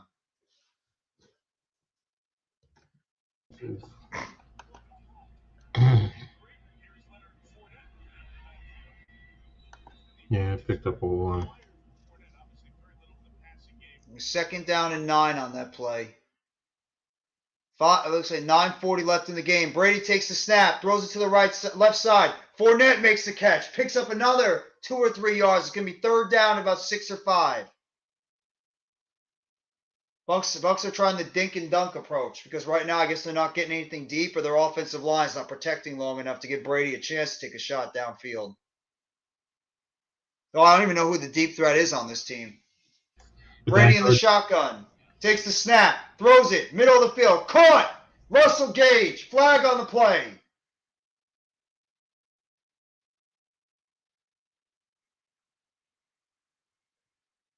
Looks like it's going to be on the Bucs. Just by the reactions. to be honest with you, I'd want them to take the short stuff because you're eating up clock too. Well, the Bucs can't eat up the clock right now. The Bucs need to move the ball because they're trailing right now by 17. And they got to get that ball down the field. The Chiefs can eat up as much clock as possible, but the Bucs, No, they got to start getting that. what I mean is the Chiefs are going to play him deep and force him to take short stuff, which is going to eat up clock, as opposed to trying to go downfield. No, you're right about that. Absolutely. The Chiefs right now are playing the type of defense where they're going to make the Bucs try to take through those dink and dunk plays. It was an offensive pass interference on Chris Godwin. It's now 3rd and 16. Brady drops back. Brady, oh my God, Brady's low ass gets out of the field, and it is caught. Chris Godwin. There's another flag on the play. Holding on the offense. Brady's about to take a tablet and throw it at the ref. Holding on looks like the center. No, the left guard. Hey, you got two flags. That says it. Chris Jones. He's going against Chris Jones too, so no wonder.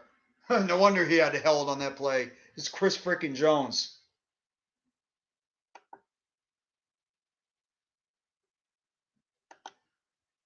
The Bucs keep going backwards and backwards and backwards. It's now 3rd down and 26.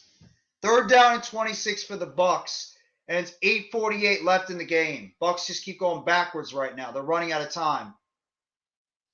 Brady takes the snap, throws it short, caught. Scotty Miller, and he's going to get down at about the 31 or 32-yard line. Note that's Cole Beasley. Cole Beasley makes the catch, but he's down at about the 32-yard line. The Bucs are going to have to punt. What does this say? I think Brady retiring after the season. He could retire after the season. I don't know if Brady will do it, but I mean, he could. He already retired this past offseason, but then all of a sudden decided he wanted to play again. Man, that man is retiring. I think he is. He got nothing else to prove. Brady's got nothing else to prove. I mean, I know he probably says he probably wants to play until he's 50, but come on. No, it's time for him to hang it up. I get the camaraderie, I get the competition, I get all that, but bro, you got all the money in the world. Your wife is ready to divorce you over this stuff, man. That's where I'm like, yo, sometimes it's better to just say, you know what, family first. Do what you got to do for your family. Absolutely. And I mean, like he's got a family right now to take care of. He's got nothing left to prove in the NFL. He's got how many championships? 7 or 8? Mm-hmm. I mean, he's already a first ballot Hall of Fame, and they probably have their own wing right now for Tom Brady in the Hall of Fame. I mean, their own wing, their own side, whatever it is. It's all set up for Tom Brady. He has nothing left to prove in the NFL. Just whatever happens with the Bucs this year, be happy with what happened and hang up the cleats and just go into retirement, and then you'll be in the Hall of Fame in 5 or 6 years. First ballot Hall of Famer. So.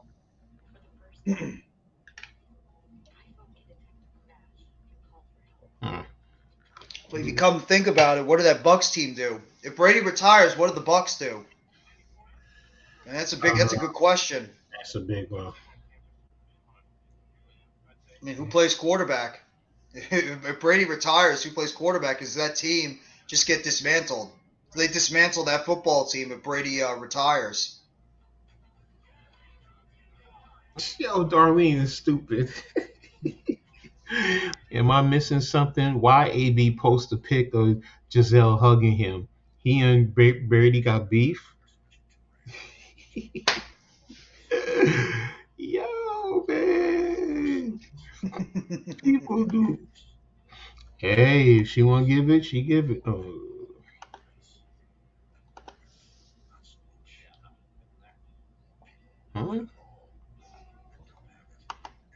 What the heck is this? And they NJSC. did sign a lot of their guys to long-term deals, so I don't know how they're going to be able to rebuild unless they start trading people. Unless I mean, they could get a quarterback in the draft, but Well, if Brady retires, that's still going to open up money. mm, But yeah, they're going to retire. I mean, yeah, there's going to be a lot of guys who are going to bounce, and there's going to be yeah, guys who want to leave, hmm like you said. So like if that's the case, Brady's gone, Fournette's gone. What's his name? The wide receiver is gone. You think Evans is going to be gone? Yeah. I think he's going to retire. I don't think he's going to. I think he's going to retire more than leave the Bucs. I think that guy's a lifelong Buck. Okay, I can accept that. Um, let me see. Defensively, Godwin just got a new deal too. We're yeah, not. No. White is probably going to be gone. Yeah. Um, you know, Levante David, David, yeah. What's his Carlton name? Logan Davis. Ryan is gone. I'm Oh trying yeah. to think. Yeah, they're going Julio to. Jones will be gone. Russell Gage will be gone. Exactly. Good What run. about Bruce Arians? Do you think he's gonna leave or he's gonna stay in the front office? Mm, if he doesn't like what he's doing in the front office, he'll leave. That's true. Well, they just signed Vita Vea to a long-term deal. I don't think he's going anywhere. I mean, he's one of the building blocks on that team.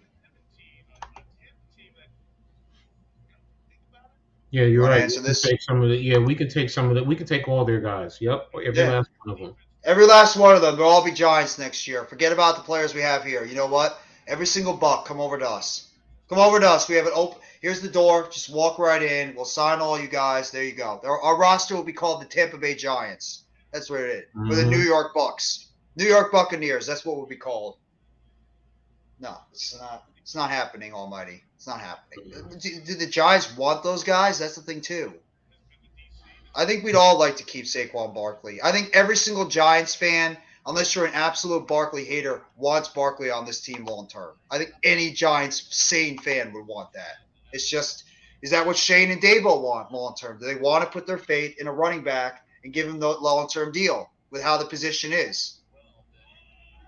But it also I mean, depends on what Barkley asks for. If Barkley doesn't ask for an astronomical, which I don't, I think he will I ask think for he a likes it max. in New York. I think he'd take a maybe not a team friendly deal, but I think he'd take a not like a crazy deal to stay with the Giants. I think he genuinely likes being in this organization, but money talks.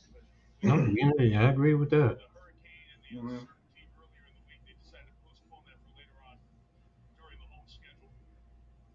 Bruce Arians just looks lost right there in the press box. Hmm. There's throw to the outside. Valdez Scantling makes the catch, and he's going to get down to the 50-yard line. Good defense there. Jamal Dean. Is he good? Jamal Dean, the cornerback from the Bucs.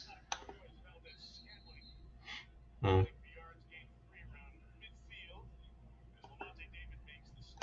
I mean, I guess we could.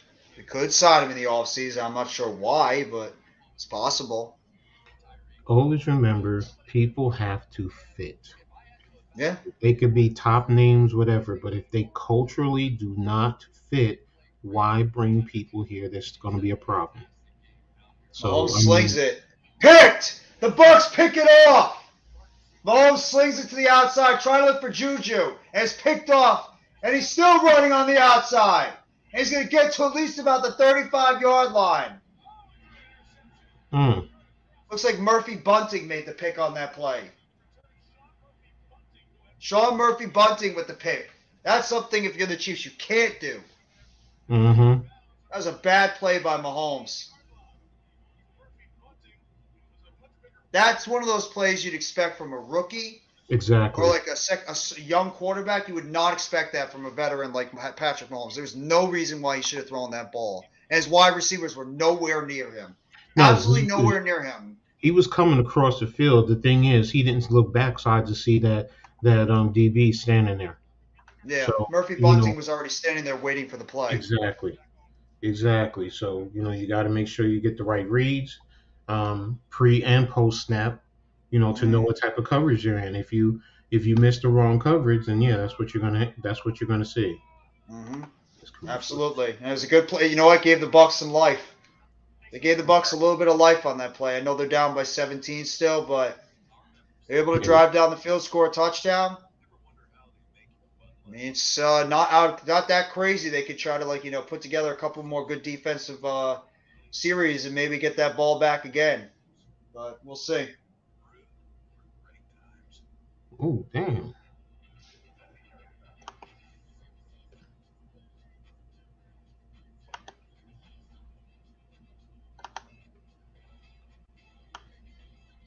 We took that from the 12 all the way back. So that's 88 yards.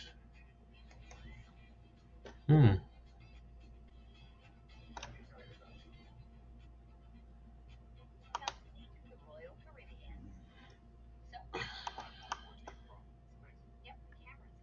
Let's see fantasy. I want to see Hmm.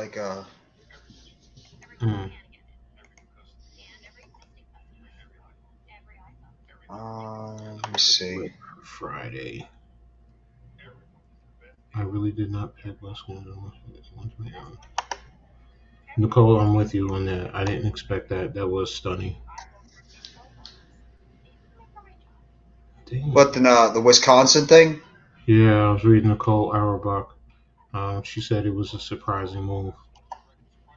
Yeah, I don't understand that. I mean, I don't either. It's like it's the guy is has a literally almost a 3-1 winning percentage, and it doesn't make sense. I mean unless there's issues back behind the scenes, then maybe that's the reason yeah. why they did it. That's the only explanation you could think of is why. It's got to be maybe some behind the scenes stuff for the dean. Maybe what was just not a fan of him, so maybe I, that's why it happened. yeah, I don't know. Like I said, I mean, see, here it is. Here's the coverage. Cover three. They're in cover three, so you got to know that backside is there. There's nobody on that side. Exactly.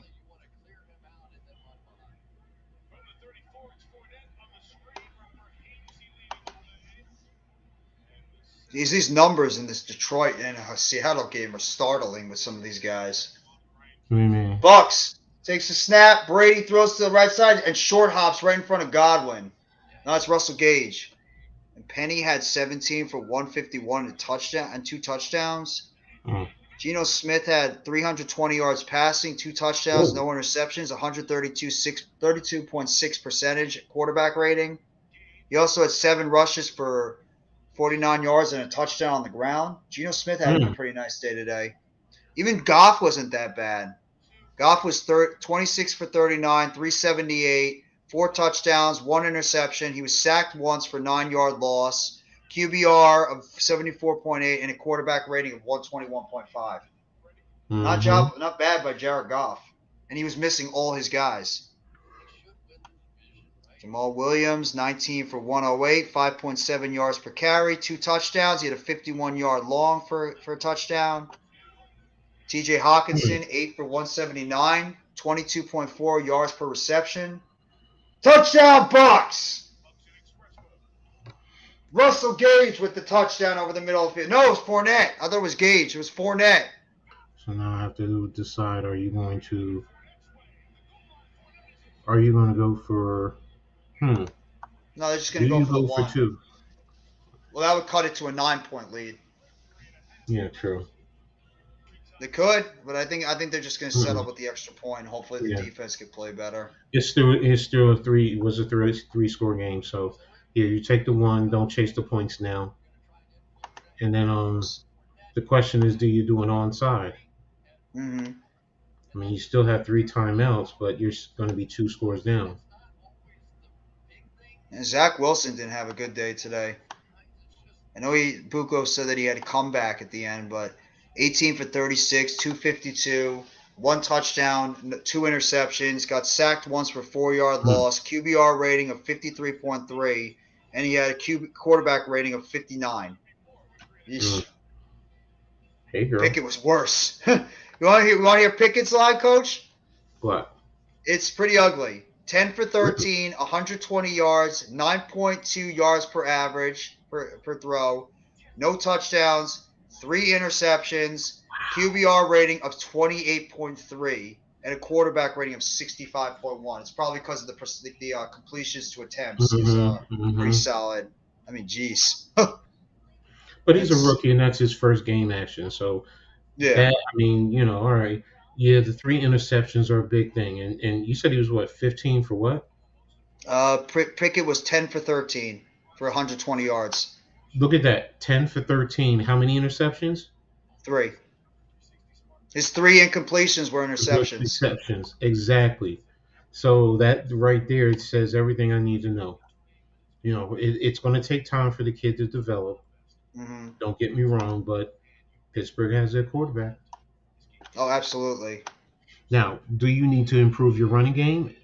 And make sure Najee Harris is the one toting that rock. But yeah, I mean, if you take away the 3 interceptions, he's a perfect in terms of his passing, and then his Mm-hmm. rating is not going to be that low. So it's only low because of the interceptions. Justin Herbert had a nice game. 27 for 39, 340 yards passing, 8.7 yards per pass, 2 touchdowns, no interceptions, sacked once for 2-yard loss, QBR of 90.5, and a quarterback rating of 113.2. It's Mm-hmm. not bad for Justin Herbert. He needed one of those games. And then Davis Mills, 26 for 35, 246, 7 yards per pass, 2 touchdowns, 2 interceptions, sacked 4 times for a 31-yard loss. QBR of 37.8 probably has to do with the 2 picks, and then Mm-hmm. 88.5 quarterback rating. Damian Pierce had a nice day. 14 carries, 131 yards, and a touchdown. His long was 75.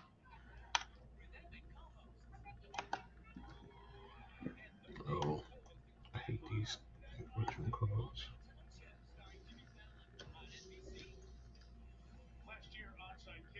Sure, I'll be studying you, girl.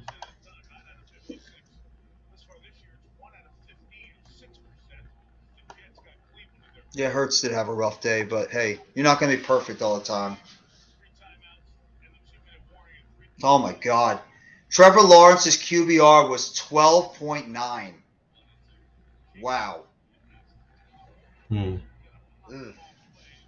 He was 11 for 23, 174 yards, 7.6 yards per pass, 2 touchdowns, 1 interception, sacked 4 times for 26 yards. He had a QBR of 12.9 and a quarterback rating of 84.3, so it's not terrible. I think because he Mm-hmm. fumbled it a lot. Oh my God, he had 4 fumbles and 4 he had 4 lost fumbles in the game. Jesus. Hmm.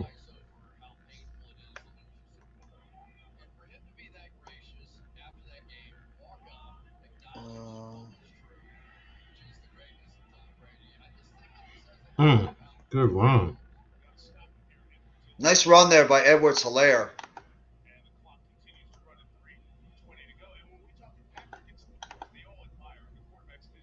Oh, Adrian, I'm sorry, bro. I was too busy looking at stuff. How you doing, bro? Thank you so much for coming by the chat. I'm sure you're probably not happy about the Broncos losing today to the Raiders, but thank you so much for coming by, Coach. This is another great.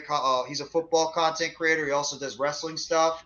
I love what he does. He's works. He does stuff with the Broncos. He's a big Broncos fan. He also does some wrestling stuff. Adrian, we still have to talk. We have to try to find a way to make something happen. I know you asked me if you want to do a wrestling show. Just let me know. DM me. We'll try to set something up and try to maybe do a wrestling show sometime in the near future. Either whether it's WWE, AEW, whichever you want to do, bro. Thank you so much for coming by the stream. I appreciate it.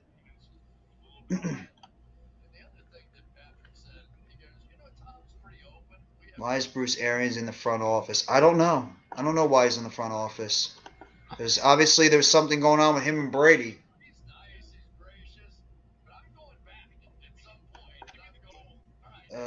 Does he know what he's doing? Well, I'm sure he does. I mean, I'm sure he has an idea. I think Barkley will ask for less. I don't know. It all depends on, how good of a season he has, if he stays healthy, and also depending on what he might get on the market. You have to think about that too, what the open market is going to be like for Saquon Barkley. And if the Giants are going to be willing, if a team out there, as we all know, a team is always going to be crazy enough to offer a player, the max, if they especially think a player is going to help their team.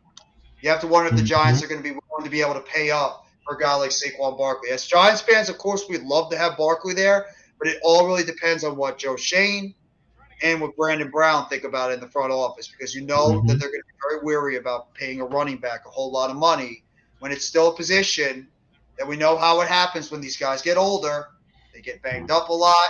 They tend to wear down over the years. So you have to really think about that when it comes to giving Barkley a long-term deal. I'm sure the money won't be as big of a problem, but it's really just about the years, if anything.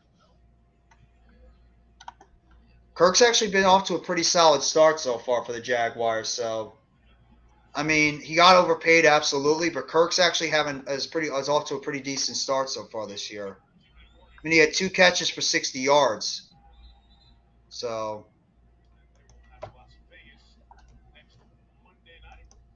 fastest to 20,000 pass yards in 67 games, Patrick Mahomes. Career average 300 yards per pass per game, 218 games. To catch Tom Brady's current total, he's got to have 2,034 at 39 years old to catch Tom Brady in terms of what Brady did. I want to see how the Raiders, because Eric was talking about Derek Carr stuff. 21 for 34, 188 yards passing, 5.5 yards per pass. Sacked 2 times, 15 yards, 61.5 QBR, and a 76.6 quarterback rating. Josh Jacobs had the big day, though. 28 for 144 and 2 touchdowns with a long of 43. So, Russell Wilson wasn't bad. 17 for 25, 237, 9.5 yards per pass, 2 touchdowns, no interceptions. Sacked 3 times for 23 yards, 50.6 QBR, not great, but the quarterback rating 124.9. So, not bad for Russell Wilson. Run off the outside. Clyde Edwards-Helaire is going to get tackled at about, looks like, the 42-yard line.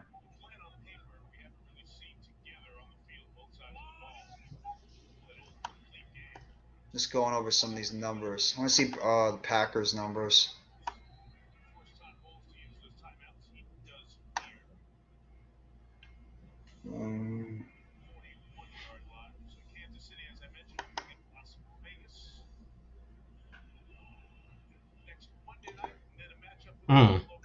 The Raiders, the Bills, at the 49ers, by Titan Jaguars, at the Chargers. Pretty tough schedule. Some pretty solid opponents they got there.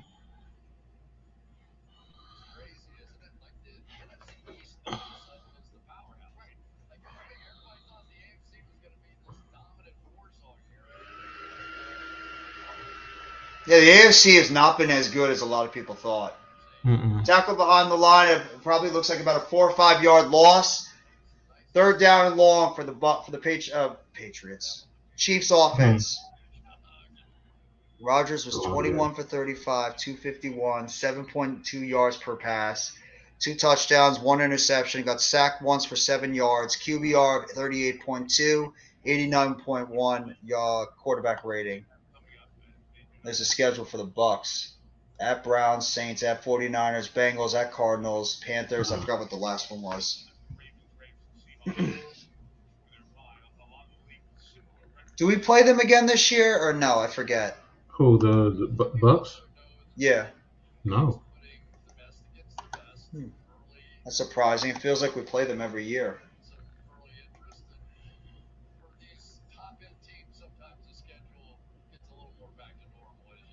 It's 148 left in the game.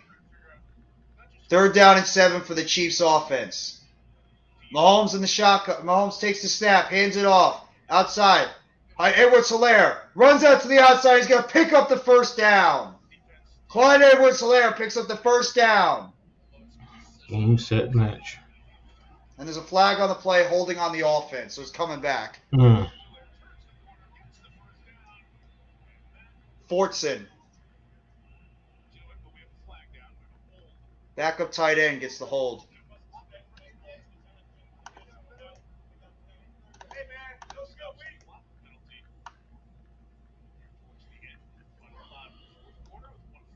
Thank you, Randy, for throwing the sub out there. I appreciate it, bro. I'm doing well. Yes, I lost against. Oh man, that's gonna be tough. You can't have an argument with your wife about when it comes to the football. He's a big Raiders fan, so she's gonna have all the say this entire time. So good luck to you on that one, bro. I was not disappointed, but it was a great game. But yes, in the future we could talk about wrestling, about WWE TNA. Well, I don't know really much about TNA, WCW, whichever one, bro. Just DM me and my Twitter account, and we'll try to set something up. I don't think David TNA. Carr is overrated. Total nonstop action. It's an old like another small Nah, you wrestling. don't get it. You don't get it. TNA. No, I get what you mean. I got you, coach. I got you. I'm not that slow. I got what you mean on that one. Okay. There's actually a group back in WWE called TNA. Oh, But really? said it was called Test and Albert with Trish Stratus when she first debuted in the WWE. Oh, Trish Stratus. Yeah, I had the thing for Trish. her. I love Trish Stratus. Mm. Oh, Randy with breaking news. He just said that the Broncos just lost Javonte Williams for the season. So obviously the news about him, that knee injury, was serious enough. Yes, it does still exist. TNA is still there. It's just called Impact now. They changed the name from TNA to Impact. Next Sunday night, Bengals versus the Ravens. That should be a fun game.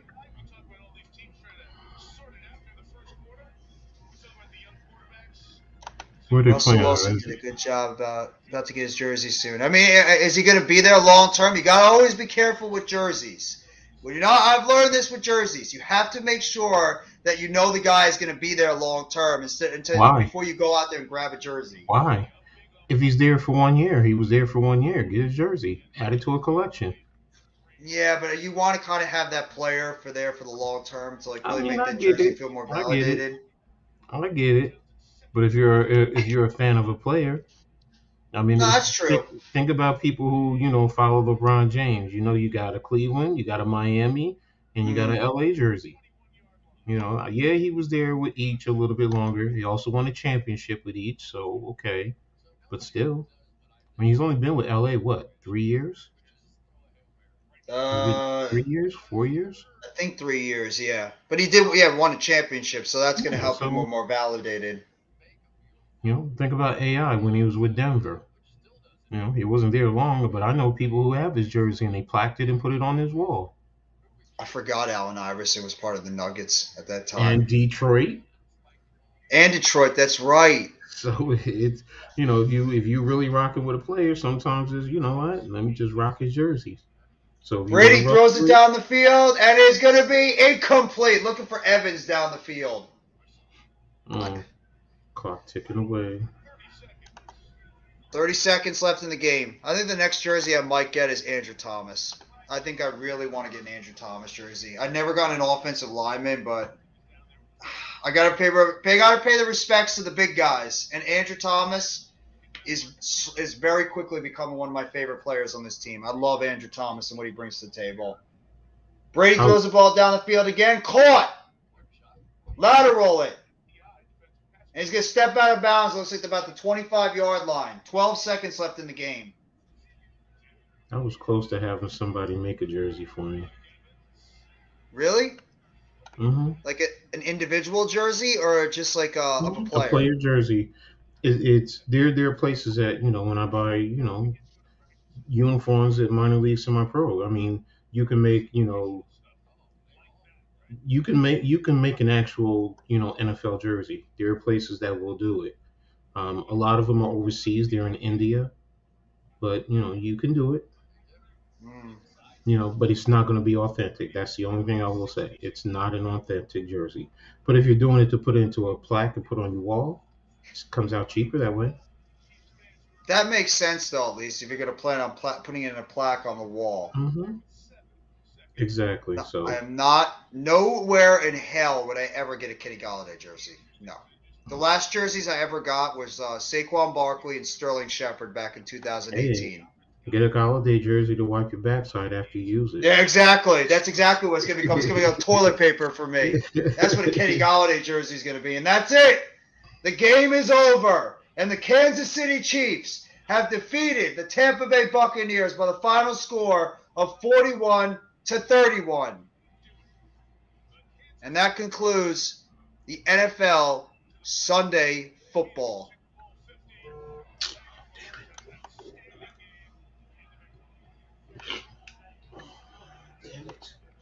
I got a Jake Plummer jersey in my room. I respect him as a quarterback. Wow. Plummer, yeah.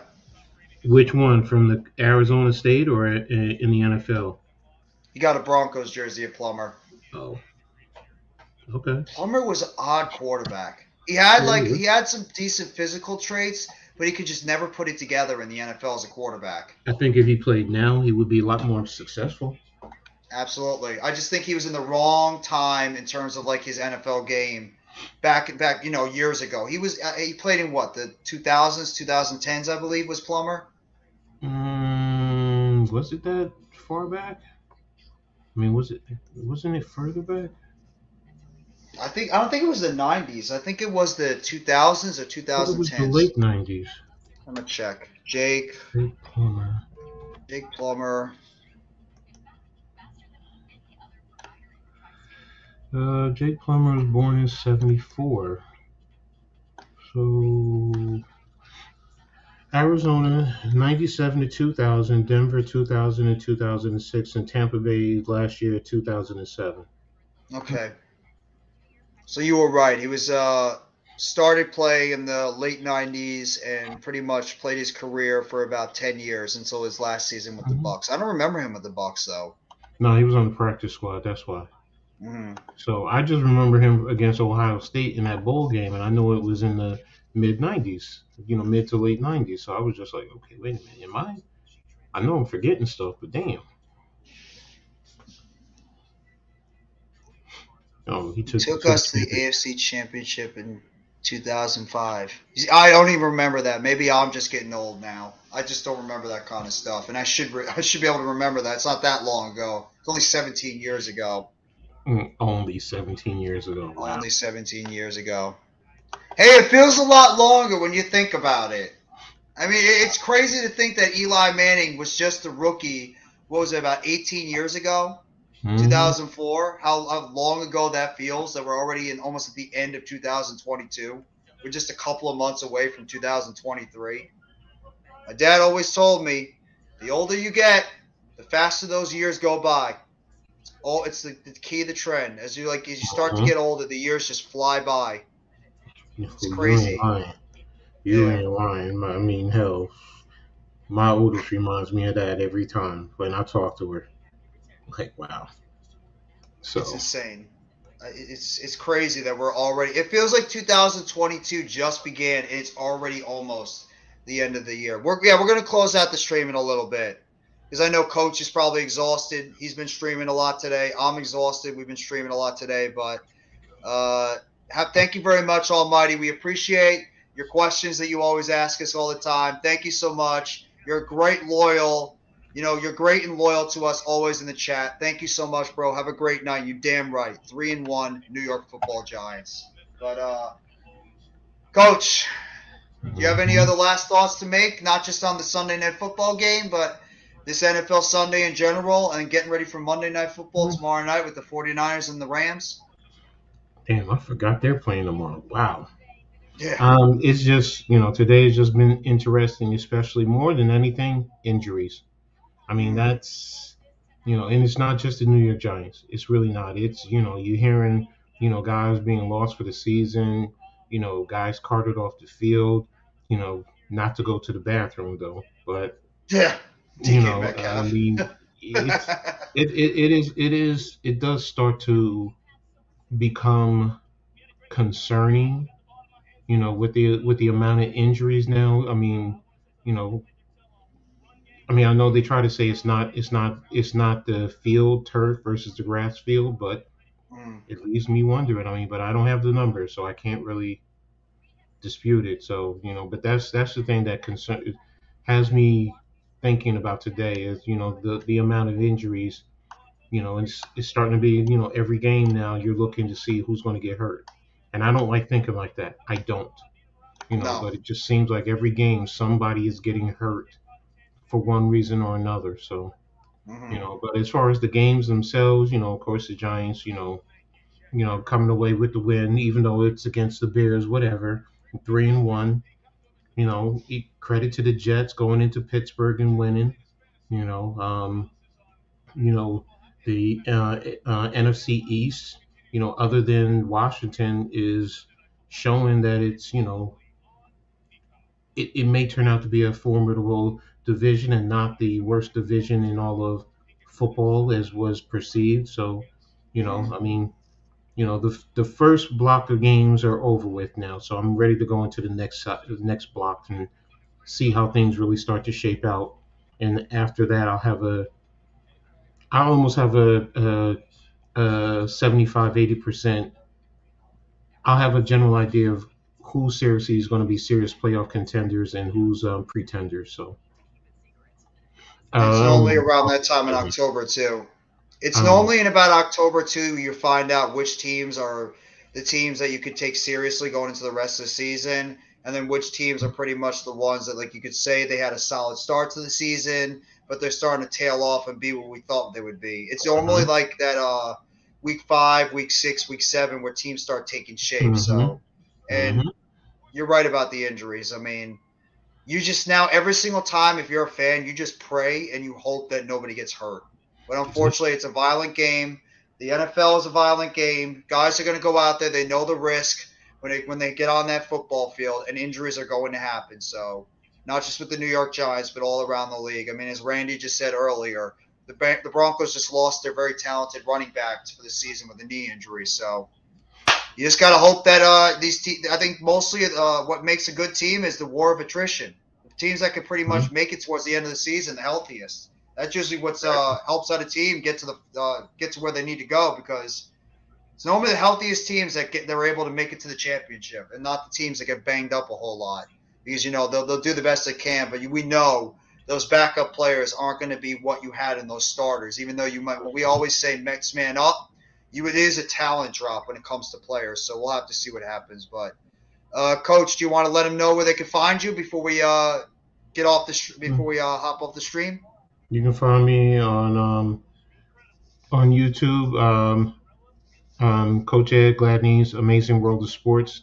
That's my channel. You know, um, I mean, I don't have anything on my regular YouTube. And on Twitter, I'm at Coach Ed Gladney. So you can always hit me up there. So that's pretty much it. And I want to once again thank you so much, Coach, for coming on the stream with me for both streams this afternoon and evening, Coach. You've been an awesome co-host for me. Love the insight you always bring in terms of the X's and O's. I love like the calm demeanor you put out there while you have to deal with my screaming idiotic ass out there in the stream. So I appreciate it so much. Thank you sincerely for coming on. I love having you as a My co-host. pleasure. I love what you're doing in the community with the New York Giants as well as college football. You guys have not already, make sure you go check out Coach Ed Gladney's channel. He does a fantastic job with different types of content. He's going to give you different things that you're not going to expect. And he knows his stuff when it comes to college football. So make sure you go sub up to his channel. So I want to thank everybody in the chat. Almighty Finesse, of course, Namar C. Khan, part of the Big Blue Crew, CWE Bedstuy. I appreciate your support. Blue City Empire Sports, Speedy Eagles 2.5, NBA GOAT 1000. Thank you guys so much. AK Eagles, of course. If you haven't subbed up to him, make sure you go sub up to his channel, Ashton G. Who else? I want to make sure I don't forget anybody. Uh, Obviously, Big Dash knows, SC Experience, Normal Guy, Chris Bucco, Miz. I want to thank as well Cole's Cowboys, Philly Halftime, Super Taj. I want to thank. I want to make sure I give a shout out to everybody that's here. Um, oh, Adrian, of course, my fellow Denver Broncos fan. Early Cole, can't forget about him. Next Shift Randy, he does a fantastic job over there with Philly Sports Rap, as well as Philly Halftime. Earl Cole, obviously, with the wrestling. I mean, Adrian does a great job with wrestling as well as with the Denver Broncos. Uh, Also, our guy Alexander Harbula, he's a great Cowboys fan. He's probably very cocky right now. His Cowboys are 3-1 as well. want to say congratulations, but it's very hard for me to say that as a Giants fan. I want to kind of say F the Cowboys, but have some respect, I guess. And Adrian, the Sports 4177, always appreciate what you guys are bringing to the table. Guys, thank you so much. For Coach Ed Gladney, this is NYG Jeffy T85. And as always, everybody, let's go New York Football Giants. Together blue, everyone.